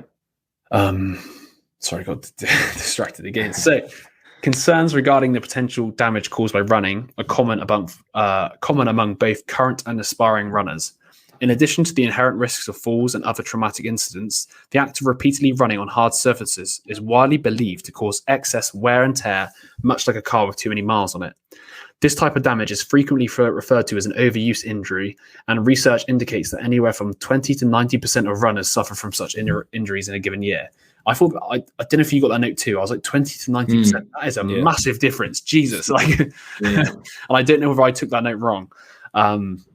Anyway, leading to concerns that a significant number of runners may be pushing themselves too hard. Preventing running injuries should be a top priority, but it's also important to dispel common misconceptions about the potential harm caused by running.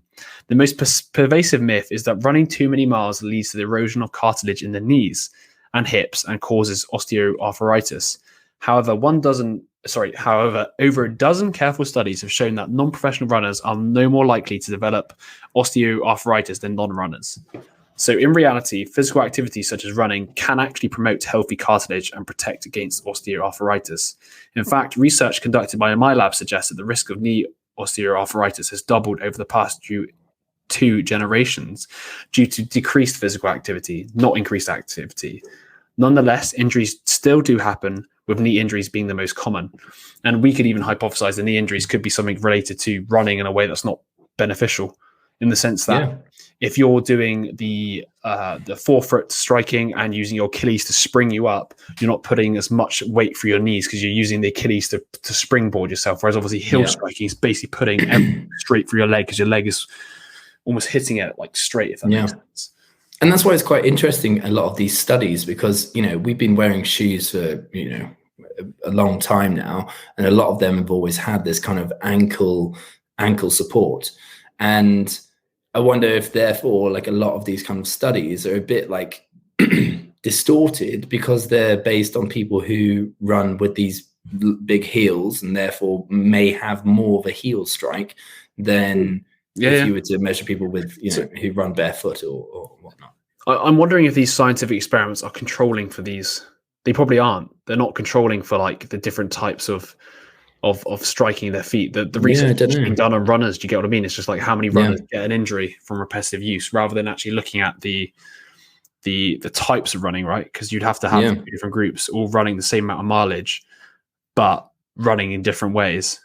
No, it's interesting.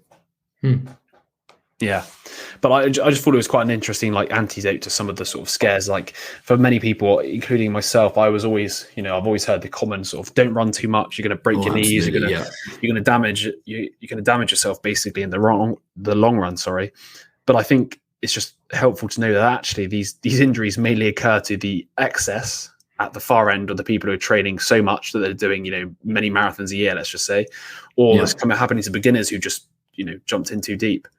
And therefore, for most people, actually, the only benefit you're going to get, or the only bad thing you're going to get, is just the pain of having to run like long distances every week. But exactly, and if you think about this kind of like hunter-gatherer perspective, or from a hunter-gatherer's perspective, they've been doing physical activity every single day. Like they said, they practically walk about 10 miles a day, right?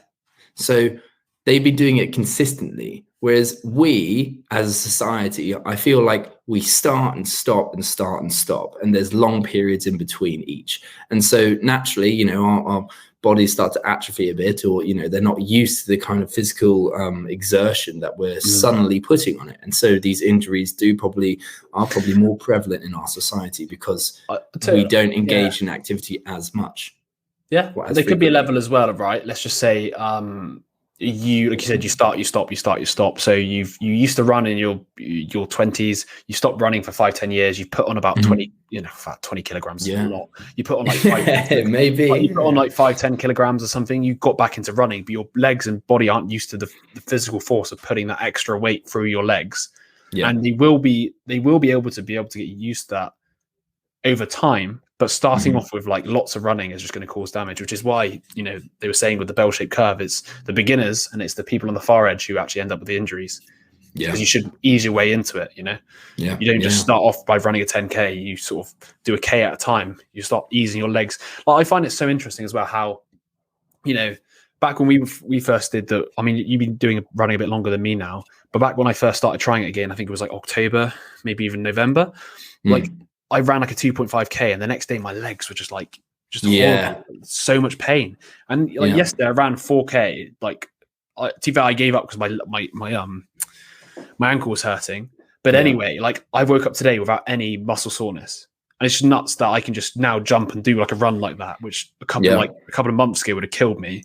And now I can just jump and do it, and the next day I'll be absolutely fine. No, it is crazy. And yeah. I find it nuts that, like, you know, you have this kind of reserve, this this energy reserve, because I always find that when you haven't done something for a while and then you do it for the first time, you can actually do it pretty well, but then you're in so much pain. And I remember, like, a couple of years ago, I went out for a run, you know, with Ben and Doug, and I hadn't run in ages, but I was loving it, right? And I was like running really fast, and then I got back, and then my patella was just fucked. Like, my knee was just fucked. I couldn't walk for like a week. Yeah. It's just like so stupid. It's the same with all the different forms of like training, though, isn't it? It's like if you haven't used a muscle before, and then you go out and do an exercise which hits that muscle in a way that you haven't hit before in a while, you're going to have that pain. You know, if you haven't run in ages and you start running again, it's going to do the same.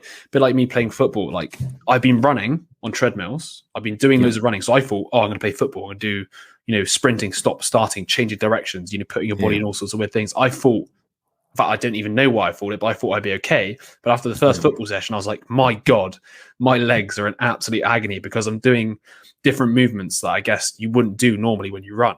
I'm having less of the fatigue from the running aspect. I'm having more of the fatigue from the changing directions with my ankles, my knees, you know. So, strange. But yes, so I think that's that chapter done. So on to the next. Yep. Do you want to read or do you want me to? It's chapter 10, so it's endurance and aging. To that, we did touch on this a little bit earlier, but this is the full chapter on it. So the active grandparent and costly repair hypothesis. So myth 10, it's normal to be less active as we age. And this is, we did definitely touch on this earlier, but this is such an important one because it has become a kind of belief in our culture, isn't it? That, I'm getting older, I shouldn't walk as much because if I walk, I'm going to, use too much energy. In fact, I don't even, if I really think about it, what is the reasoning? But there is, there is definitely logic behind it that people think, I'm getting older, I should take it more easy. I should. Well, I think, you naturally can't deal with as much when you're older in terms of like probably workload. And so because of that, people have started to think, well, okay, maybe then we should reduce the workload. But then that has probably created this kind of vicious cycle where it's like less of a workload means that you're less capable of it. And so you start to atrophy. And so now we're at this kind of point where we just see like, we should try and reduce any kind of workload. But actually you do need that level of resistance, right? There could be some interesting studies, I guess, on like applying progressive overload to the elderly population and see if they can actually, they can actually make progress on exercises, even if they're like 88 or something, the point being, these are ages where people think there's no way up, I think that's the problem. We've got this like defeatist mindset. It's like, once the deterioration happens, you're fucked. Like it's game over. Yeah. It's called age, you can't help it. But the whole point of this, like his studies with the Hadja and stuff and all these tribes, is that actually you can stop it. We've just given up. We've created this culture where we're just like, age, it happens. You can't stop it. Yeah. Yes, you're right. You can't stop getting older. But you can stop the levels of the you can reduce the rate at which it occurs, right? And I think that's it. It's like, you may not be able to improve it upon it, but you can reduce the rate at which you decline. And when we're talking about it, because it's over so many years, it's so fucking small that like you wouldn't be able to notice it, right? But if you don't do any kind of physical activity, then that probably speeds up and you will start to notice it more and more. For sure. So I'm just going to paraphrase the top bit as well. Just saying, I like this phrase of the men do not stop playing because they grow old. They grow old because they stop playing. I quite like that as a phrase. I think it's very true. So we'll move on to this active grandparent hypothesis. So to shed the light on the connection between exercise and aging, Lieberman suggests a new idea, the active grandparent hypothesis. This concept proposes that humans evolved to live longer, and not only by having genes that promote survival past the age of 50, but also by requiring older individuals to engage in moderate physical activity to support the survival and well-being of younger relatives, including children and grandchildren. Consequently, genes that repair and maintain our bodies during physical activity were also selected for, contributing to mechanisms that slow aging and prolong life. Physical activity, particularly as we age, triggers many of these mechanisms that promote longevity and good health, which are both sustained by and beneficial for physical activity. The active grandparent hypothesis posits that human longevity did not evolve to facilitate leisurely retirement in warm climates, where elderly people can idle by the pool or ride golf carts. Rather, in the Stone Age, the old age meant physical activity such as walking, digging, and carrying. Natural selection favored older individuals whose bodies stimulated repair and maintenance mechanisms in response to the stresses caused by these activities. Since middle-aged and elderly humans did not have the luxury of retiring and relaxing, there was no strong selection to turn on these mechanisms to the same degree without the stresses caused by physical activity. And I thought that's just, it's a good hypothesis. Obviously, once again, it's just but it kind of does make sense, and it makes sense, especially in the light of what we're about to say about the cross comparisons. So let's compare the walking habits of Americans and Hadja people. According to a study of thousands, the average American woman aged 18 to 40 walks about 5,756 steps per day, approximately 2 to 3 miles. But this number decreases significantly with age. By the time American women reach their 70s, they take approximately half as many steps. In contrast, Hadja women walk twice as much per day as Americans, with only slight reductions in activity as they age. Additionally, heart rate monitors revealed that elderly Hadja women engaged in more moderate to vigorous activity than younger women who are still bearing children, which is what I think you were saying earlier. If an elderly American woman had to walk 5 miles a day to shop for their families and dig through hard soil for food items, they would likely be in better shape.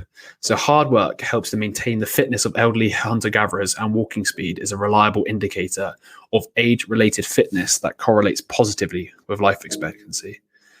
I thought this chapter was actually so interesting. It was just like it makes a lot of sense. We haven't evolved for this luxurious lifestyle that we now have, and it's as we develop as a society and we solve more and more problems, we become more and more detached from engaging in how our bodies should perform. And I just think that's really interesting. This, why would we have evolved to not do physical activity? It doesn't make any sense. And this bit's pretty brutal, this phrase here, but it kind of encapsulates it. Thus, if human beings evolved to live long after they stopped having children, they were likely not selected to spend those years in a state of chronic disability. Oh, Jesus. From a Darwinian viewpoint, the optimal approach is to live long and actively, then die rapidly once physical activity declines, which I thought was a really interesting point as well from a Darwinian selection point. Like, you live long while you're active, and the moment you become inactive, you die quick. And I was like, wow, that is, because it kind of explains a lot how the deterioration speeds up, as we were saying, with this vicious cycle of doing less. But like, people see that with elderly relatives, you can see their activity levels decrease as they age. And obviously that's because you probably maybe have less energy to do it, but you can see it rapidly deteriorate as they do less as well. So the less and less they do, the more quickly it deteriorates. So their ability to walk downstairs, etc. And it kind of makes sense, doesn't it? It's one of the things that keeps the body going. That keeps the body alive is the moving. Because once you stop moving, it's like, okay, well, you're done. Like you're done. Yeah. Your role is finished almost. If it sounds really harsh, but that's kind of what your body sort of says to itself, right? It's like, we're not doing what we used to be able to do. We're hitting the tail end. This is it. I would love to know like the kind of average age of an old person within these hunter-gatherer tribes, just to see like whether they do live to be much older, because I don't think it was. I think it was less than the average. Obviously, we've dealt with a lot of problems in society, in Western society anyway, but it is interesting. And I wonder, like, to be fair, they definitely had a lower life expectancy. But but it's like, it's hard to say. But that also suggests that physical activity doesn't account for everything, right? No, of course. Like, he's not going to say he's going to cure any sort of life-threatening disease, or the fact that you might get killed by a rival tribe, or I don't know. There's other things that can cause death other than physical inactivity, right? The whole point is meant to stave off the processes of aging. And actually, to be fair, you've just made a really good point, which I can't wait to get into in the next chapter, which was when they describe the difference between morbidity and what was the other one? Can you remember this bit or not? Oh yes, I thought it was so interesting. It was the difference between morbidity. Talk about? Yeah, wait. Let's see if I can find it. Where did I put it? There's definitely a point, but it's talking about basically the difference between, that's it, mortality and morbidity. So the idea of like, we've increased our mortality rates or whatever, so we basically live longer, but morbidity is to do with like quality of life. Quality of life, so like we may live longer, but we have a way more elderly population with chronic diseases. So it'd be more interesting to compare the amount of elderly population with chronic diseases compared to the tribes, if that makes sense. Like, because it matters more in my head, the quality of the life that you live than the length you live. Like, Jesus, if you're bedbound for like 10 years, oh great, I lived to 90, but I spent the last 10 years of it physically deteriorating, living off a tube, it's not fucking, do you get what I mean? Like, it sounds dark. It's just, and it's one of those things that, like, the statistics doesn't really tell you unless you actually compare that, because it's like, oh yeah, cool, you lived to 90, but it's like, well, okay, great, what life was that, But we're a bit weird in the West with that, the whole like, euthanasia, like you'll keep someone alive who's a quadriplegic who can't, function and has a tube down their mouth. And yet, the idea of sanctity of life in our society, like trumps quality of life. But I wonder, and it's just off the top of my head, but like, there is an element of decline as you age, right? And if you're physically active to the degree that you should be, then, that's very small decline. If you're not, then it goes like this, right? And I wonder if, like, as you age, until you get to a point, like going off that last point that you were mentioning, like, we did, from a Darwinian viewpoint, the optimal approach is to live long and actively and then die rapidly.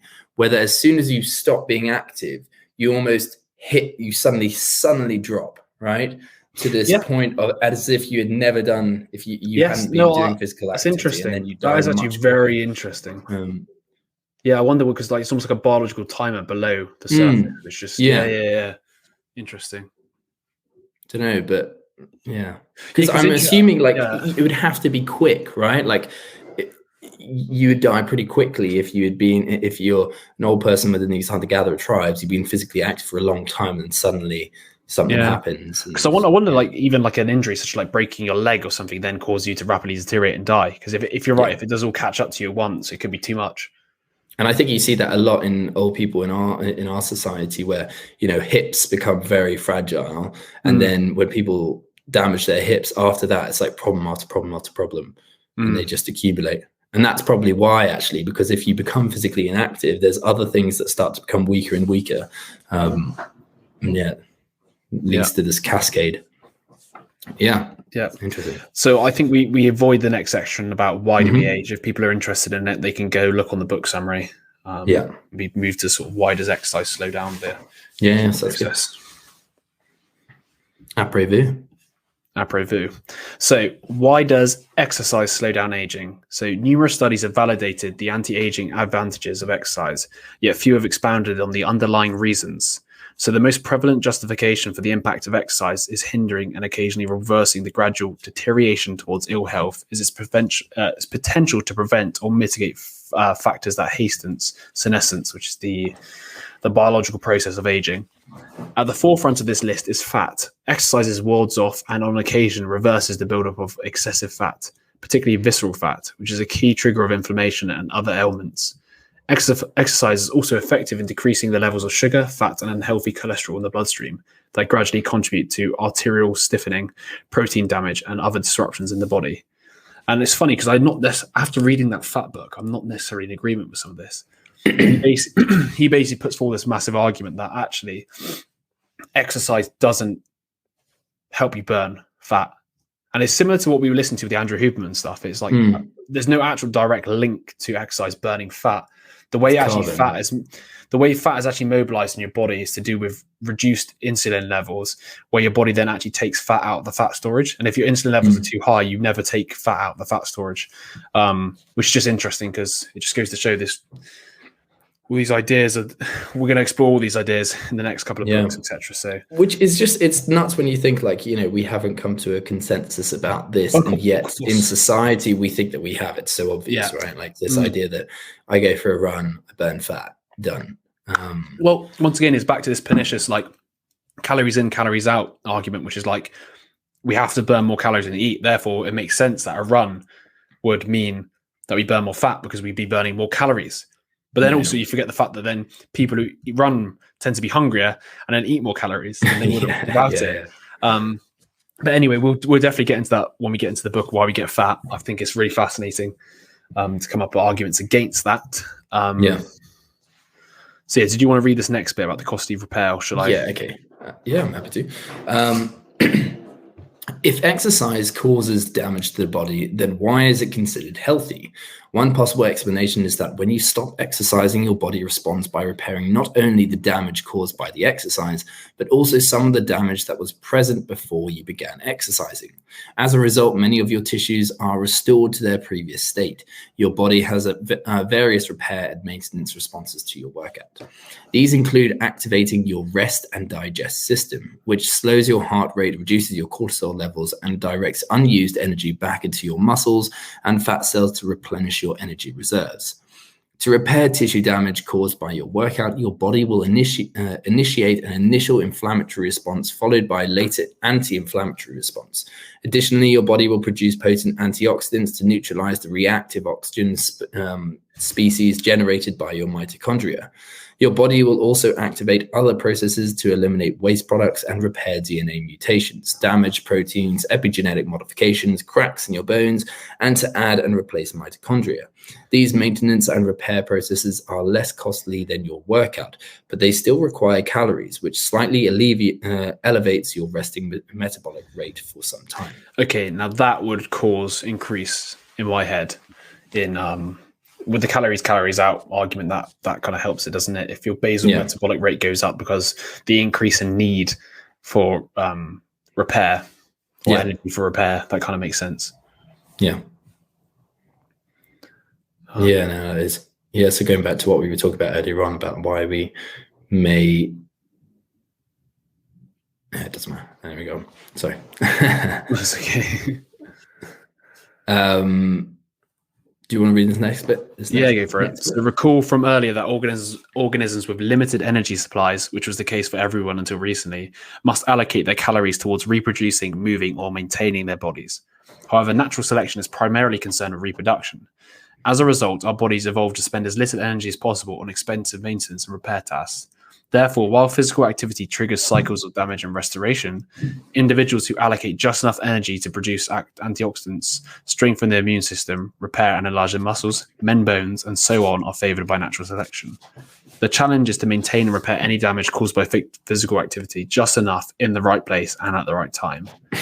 Evolution's frugal approach to this challenge involves matching the body's capacity to respond to the demands imposed by physical activity. These demands include stress caused by reactive oxygen species and other harmful processes that can lead to damage, such as stiffening arteries, gene mutations, and cellular congestion. The capacity is the ability to maintain a stable internal environment by repairing the damage caused by these stresses, allowing us to function effectively for survival and reproduction. Importantly, the maintenance and repair mechanisms activated by exercise don't cease to function as we age, or they may become less responsive. Thus, physical active individuals, even in post-reproductive years, can slow or delay the effects of aging. I love it. Yeah, you say? I was just going to say, I love it how we've evolved to do just enough. And the person who wins is the one who can do it, but with less. But go on. What were you saying? No, I was just going to say this idea that, I think we were talking about this on voice notes yesterday, but the idea that obviously your body's got a certain amount of calories to spend on certain things, right? Like you put energy into your body, it has to decide where are we putting this, what aims are we going for at the moment. So obviously if you're exercising, you suddenly have biological signals saying, give us the energy to repair this. Okay. So you kind of do that. I was thinking it's quite interesting because obviously depending on the stage of your life, a bit like with puberty, you have different areas where things are prioritized. And obviously in the later stages of your life, you aren't reproducing or most people aren't. maybe there are some, but that means you have less energy to be required for that. And therefore more can be put towards, repair. That's a good point, actually. So there's a possibility that actually is one of the reasons why it can actually help, There's less energy going towards other things. I'm also thinking off the back of this, if there is this kind of centralized kind of unit that, obviously this is very abstract, but like, that's sending a calorie here and there based on kind of like constantly monitoring the state of the system. Then putting something in without its kind of permission will kind of like fuck things up a little bit. I'm just thinking about in terms of like certain medications or things that kind of like the body, obviously, like, calories is derived from a lot of nutrients and stuff like that. And then suddenly we're putting in like a concentrated element saying that we need this when actually we don't know if we need it. It's the centralized system that kind of needs to, solve these issues by sending calories to these certain processes or mechanisms. It's just, I wonder whether it's interesting to know how it obviously decides, right? And of course, it's obviously in my head to do with signals and signals based upon. I wouldn't even know, man. Maybe electrical charges. And I think an element of it is probably like, you have multiple different systems. You've got the endocrine system, and in that you have the HPA axes. So it's like the hypothalamus, kind of pituitary and adrenal glands, and essentially they're just like the hypothalamus. I think it's the hypothalamus. It's constantly picking up signals based on what's in the blood, and then that sends a signal to the pituitary gland. The pituitary gland sends a signal to the adrenal glands, and then obviously like it basically changes the hormone the hormone levels, and the hormones then go and do So I think that's then want to take the calories, right? In my head, then the calories come in, and the hormone percentage is what the calories are used for, because the hormones are the ones who take it and go and use it, etc., or whatever, potentially. It was just a thought.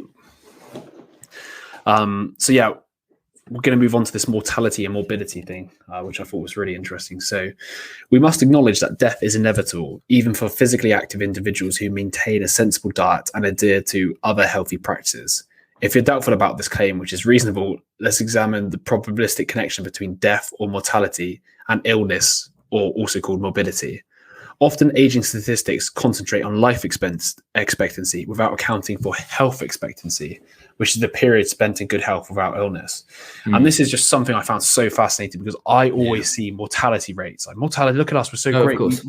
The mortality rates are getting better, but the morbidity rates are getting worse. It's like, this is back to the age-old dilemma. It's just so funny how you can just lie with statistics again.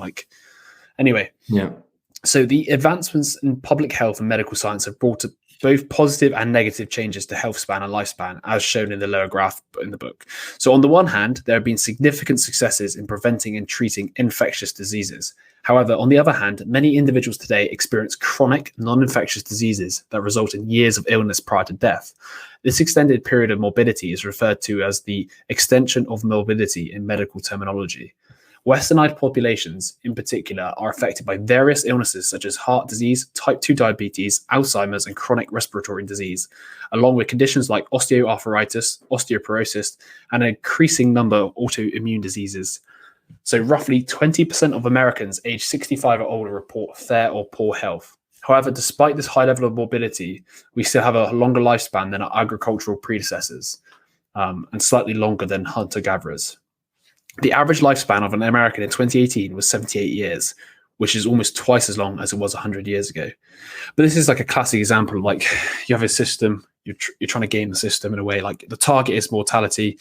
We're trying to make people live longer. It's a positive sign for medicine if we make people live longer, but we've missed the point, which is living a full life, an enjoyable life. We've missed the point of it. And it's just, I don't know. I've chosen the wrong parameter to basically focus on, because just choosing mortality rate is easy. You're either alive or dead, right? And you don't have to I do get it as well, because the morbidity stuff is probably much harder to measure, because it's like, I have to take your face value of like, how are you feeling, sort of thing, especially with these non-chronic diseses. But I guess with some of them is you can actually tell just by, looking at the proxies, such as their blood checking their blood work, and seeing like, oh, hang on a second, this person has a disease.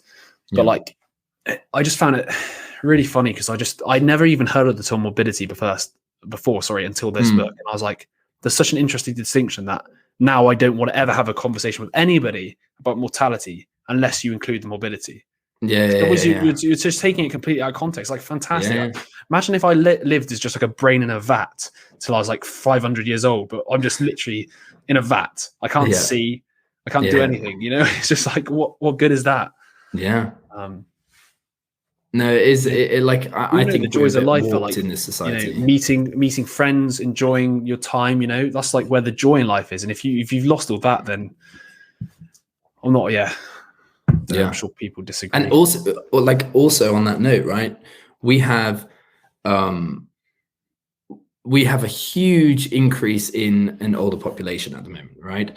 And Alzheimer's is shooting through the roof in the amount of rates that are occurring, which is just interesting because we're talking about life, right? And in terms of morbidity and quality of life, and yet what is life without memories, essentially? And it's just interesting because in a hunter-gatherer, I think he even goes on to say this, that the rates of Alzheimer's aren't as high, and if they were, then those people would eventually kind of die because there isn't a system in place to help them, right? Which is dark, but it's kind of true. And I remember there was a great point I can't remember if it was like The Selfish Gene or Sapiens, and it was talking about we're the only animal that has like a welfare system put in place. Because other than that, it wouldn't happen. It wouldn't work that way. Like, things just die. That is nature. That is life. Anyway, that's a bit of a different topic. It is related. But yeah, sorry. And then this next bit was quite interesting as well. So James Fries, a medical professor at Stanford, conducted a study that demonstrated the potential for preventative medicine to extend healthy lifespan by compressing morbidity. Fry's study was based on the analysis of data from over 2,300 University of Pennsylvania alumni, measuring lifespan, disability, and 3 risk factors of disease, which is high body weight, smoking, and lack of exercise. The study found that individuals with 2 or more risk factors died 3.6 to 3.9 years earlier than those with no risk factors. Furthermore, they experienced an extended period of disability before death, ranging from 5.8 to 8.3 years. This implies that an unhealthy lifestyle has twice the impact on morbidity than on mortality, which is even more interesting. It's so interesting. So to summarize, the primary causes of major illness leading to death in industrialized Western societies are persistent physical inactivity, smoking, and excess body fat. While the death certificates of 2/3 of Americans lists heart disease, cancer, or stroke as the cause of death, these conditions are likely rooted in smoking, obesity, and physical inactivity. It is just so interesting when you think that, whenever we determine the kind of the impact of something on our health, we always talk about death. Like, will this lead to death? But we never really talk about it could, it probably will, but also 15 years before you die, you'll be having constant ailments. There'll be constant problems. It's funny because if it was packaged like that, most people would be like, hang on a second, I need to think twice about this, Yeah, imagine being okay, we all know that, smoking can cause lung cancer and lung cancer can lead to death. But imagine talking about smoking as in okay, well, yeah, but in 15 years, you'll have you're likely to start experiencing health problems rather than you'll die in 40. Right? Yeah.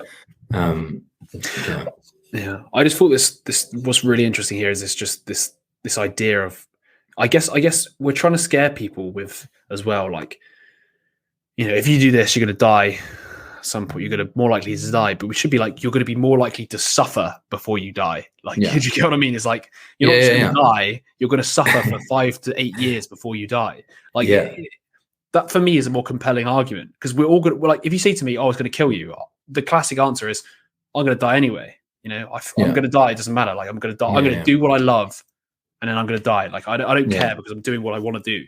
And it's in this case, you won't be able to. In this actual case, you're going to die, but you're also going to have 5 to 8 years of suffering before. It's oh shit, okay, maybe I should rethink slightly. So it's worse than dying, because it's you're going to die anyway, but you're also going to suffer. It's just but it's crazy to think that it had double the effect on morbidity than it did mortality.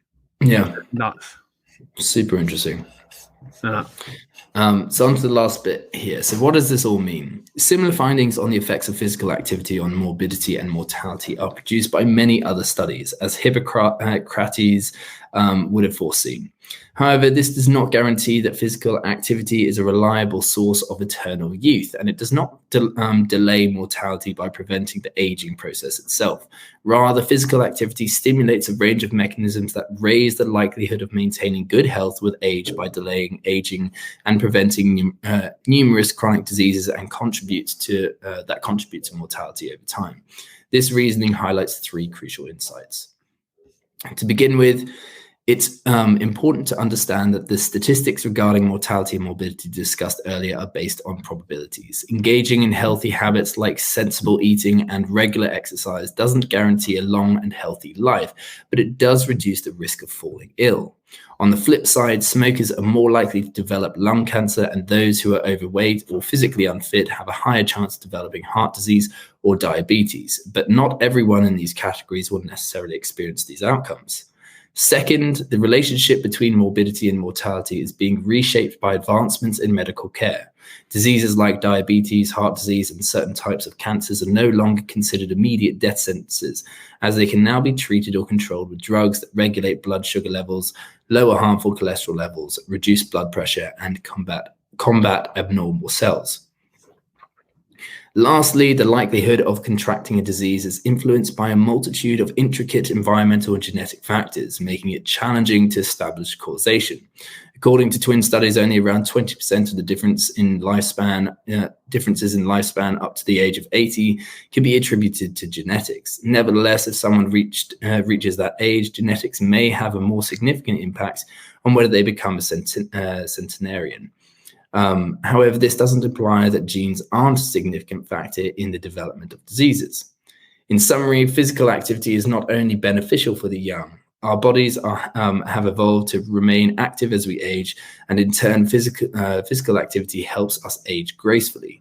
Additionally, the longer we remain physically active, the greater their benefits, and it is never too late to start. People who choose to adopt healthy lifestyles and become physically active after the age of 60 can significantly decrease their mortality rate compared to those who remain inactive. So yeah, once again, explaining the importance of keeping up physical activity into the old age. I mean, that's, for me, that was probably the biggest takeaway from this book, is just the fact that it's such a good way of staving off, not just death, but disease, and obviously the morbidity rates. Yeah, exactly. We're all going to die, like you said. It's whether you want to die in suffering or not. In which case, if you don't, which I don't think most people do, then physical activity seems to be a good solution to that. Cool. So now we're into the tail end of the book, which is called Part 4, and it's about the exercise in the modern world. And we'll try and keep this bit quite quick and easy, because it's not really as dense as the rest. So chapter 11 is to move or not to move, how to make exercise happen, and the myth is just do it works. And this chapter mainly revolved around the idea that exercise is inherently not fun and that we don't actually want to do it, and that the idea of just doing it isn't actually a good idea for most people because they don't want to do exercise. It's not something that they're motivated by. It's not something that they care about. So he comes up with some ideas of here how to promote exercise. So in Lieberman's view, to effectively promote exercise, you must confront the issue that engaging in physical activity voluntarily for the sake of health and fitness is a modern and optional behavior which our brains may resist. Therefore, it is essential to reconsider the evolutionary and anthropological perspective of two factors, necessity and pleasure. So first, let's talk about necessity. Everyone knows that exercise is good for their health, including the billion or so humans who regularly do not get enough exercise. Despite this, many non-exercisers feel frustrated or bad about themselves, and it rarely helps when exercisers nag or brag about their routines. The problem lies in the difference between should and need. While I know I should exercise to increase the probability of being healthier, happier, and living longer with fewer disabilities, there are many legitimate reasons why I do not need to exercise. In fact, it is evident that one can lead a reasonably healthy life without exercising. So exercise being inherently unnecessary is further exacerbated by the modern mechanized world that has eliminated many forms of non-exercise physical activity that were once necessary for our ancestors. In today's world, it is possible to spend an entire day without elevating the heart rate or breaking a sweat. commuting to work, taking the elevator to the office floor, and sitting for hours on end has become the norm. Even routine chores such as getting water, making dinner, and washing clothes have become effortless with the advent of modern technology. So exercise not only seems unnecessary, but it also takes a valuable time that could be spent on more pressing matters. He then says, personally, he's more fortunate to have a brief commute and a job with flexible hours, allowing him to squeeze in a jog or walk his dog. However, many people acquaintances face a longer commute and must work rigid hours as sedentary office jobs. They may also have additional responsibilities such as caring for children or elderly relatives that consume significant time. Oddly enough, wealthier individuals today engage in more physical activity than their less affluent counterparts, making a first in history. So yeah. Yeah, I think that's just really interesting. Is that it just goes to show you that, you know, like we were saying earlier, we've kind of solved the big problems, and so we don't need to be physically active, but our bodies have still evolved to be physically active, and so therefore we should try to be physically active. And the best way of doing that is kind of, well, I think he kind of touched on it, but like, you know, this idea of giving another reason to it, right? Making it fun, and we in this chapter, I think we also talked about it in the last episode, this idea of like, you know, hunter-gatherers don't engage in physical activity unless they need to, or if there's a reason such as it's fun, or there's like some traditional or spiritual aspect. A lot. I didn't take any notes on it because I thought it was pretty self-evident, but it was this idea that most of these sports or exercises are social. Like, so for example, CrossFit, he talks about the idea of if it's social, you're more likely to do it. There's been a reason why people have been banded together and done exercise classes for, you know, countless years. So yeah, like creating a sense of camaraderie and make it not even just about the exercise, but more about, you know, the meetup, the seeing people. So creating more reasons to motivate you. And in fact, if I remember correctly, he did go a lot into sort of some of the habit-based stuff as well. So he was using, I think he referenced stuff like stick. So he did. I just didn't. He did. Yeah. If anybody's been listening to our podcast, they would know that we've done enough with bloody habits. So I'm sick of it. And he was mentioning the standard, you know, ways to motivate yourself, such as, you know, using commitment contracts, etc. Absolutely. It's interesting. It's like, you know, if you're finding it difficult to get up and go and exercise, because naturally we haven't evolved to get up and go and do exercise, then try and like make it a bit more attractive and motivating by adding these kind of layers to it, right? Make it fun, go and do it with people, make it social, add an element of accountability. I mean, like we've talked about all this. Make it easy. So, Yeah, exactly. Go on for another couple of hours based on that. Bloody hell. So and then moving into the last chapter, so chapter 12, how much and what type. So myth number 12 is there is an optimal dose and type of exercise. And the best way of putting this is there is actual no best or optimal amount of type of exercise, because it all depends on, you know, what your goals are. We're going to discuss this, especially in some of the later books where it's more around like strength training and stuff about, you know, the way you train is based upon the goals you want to get, the adaptations you want to get. So it's the same for this. There is no best, most optimal way to train. Or do sport or physical activity. It's just based upon what your goals are, and that will always be the case. And then I didn't think I didn't take notes for the very last bloody thing he said, which is really annoying me, because he literally said something along the lines of like, be more active, weight train often and run often and weight train occasionally or something like that. And that was his like prescription. It was like a very broad, just like, yes. Yeah. You know what I mean? He kind of ended more is better, isn't it? Basically, something like that. Because he was kind of breaking it down into comparing like people who do like moderate amounts and people who like do a lot of exercise. And he was, you know, there are these myths around, you know, if you're an extreme athlete, then it's dangerous for you. But actually it didn't really show that. Basically, most of the studies said that if you do moderate amounts of physical activity, then it's really good for you.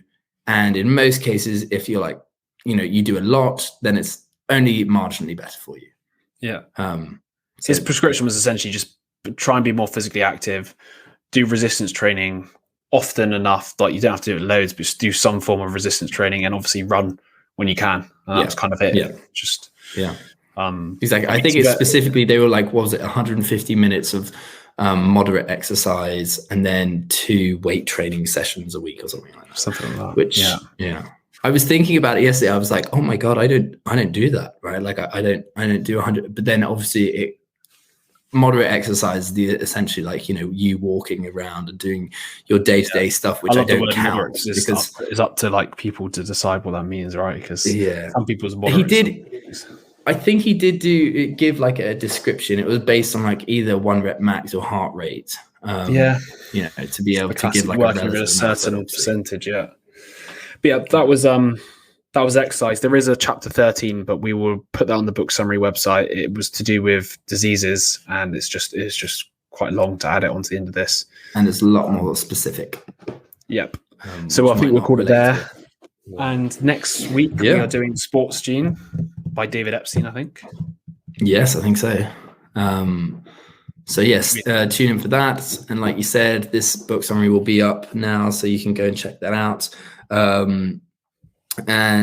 Stay tuned for all of the kind of more fitness and health books that we'll be getting onto soon. I'm quite excited to do them. I'm excited again. Perfect. Yeah. That's a wrap. Beautiful. That's a wrap.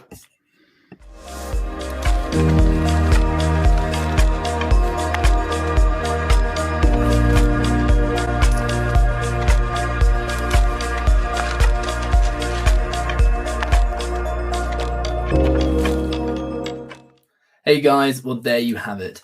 We hope you enjoyed that book summary. Now we know it can be a lot to take in all at once, so if you want to be able to read this in a more palatable size, or you want to be able to implement any of those key actionable ideas that we were talking about in this episode, head on over to our website at wisewords.blog, where the book summary will be waiting for you. Also, don't forget to check out our socials, as we consistently upload the key ideas, benefits, and actionable ideas from all the books that we read. The links to those will be in the description below. Now, we want to be able to get you the best content in a way that's really easy to understand, but we need your help. Your opinion matters. So you are our feedback mechanism. And with those quick actions, whether that's leaving us a like or a dislike, commenting in the comment section below, or subscribing to our channel, all of those help us gauge what we're doing well and how to improve on our method of delivery. So if you have any thoughts on the matter, don't hesitate to act. It takes less than 10 seconds and it really helps us out. But with all that being said, until next time, stay wise.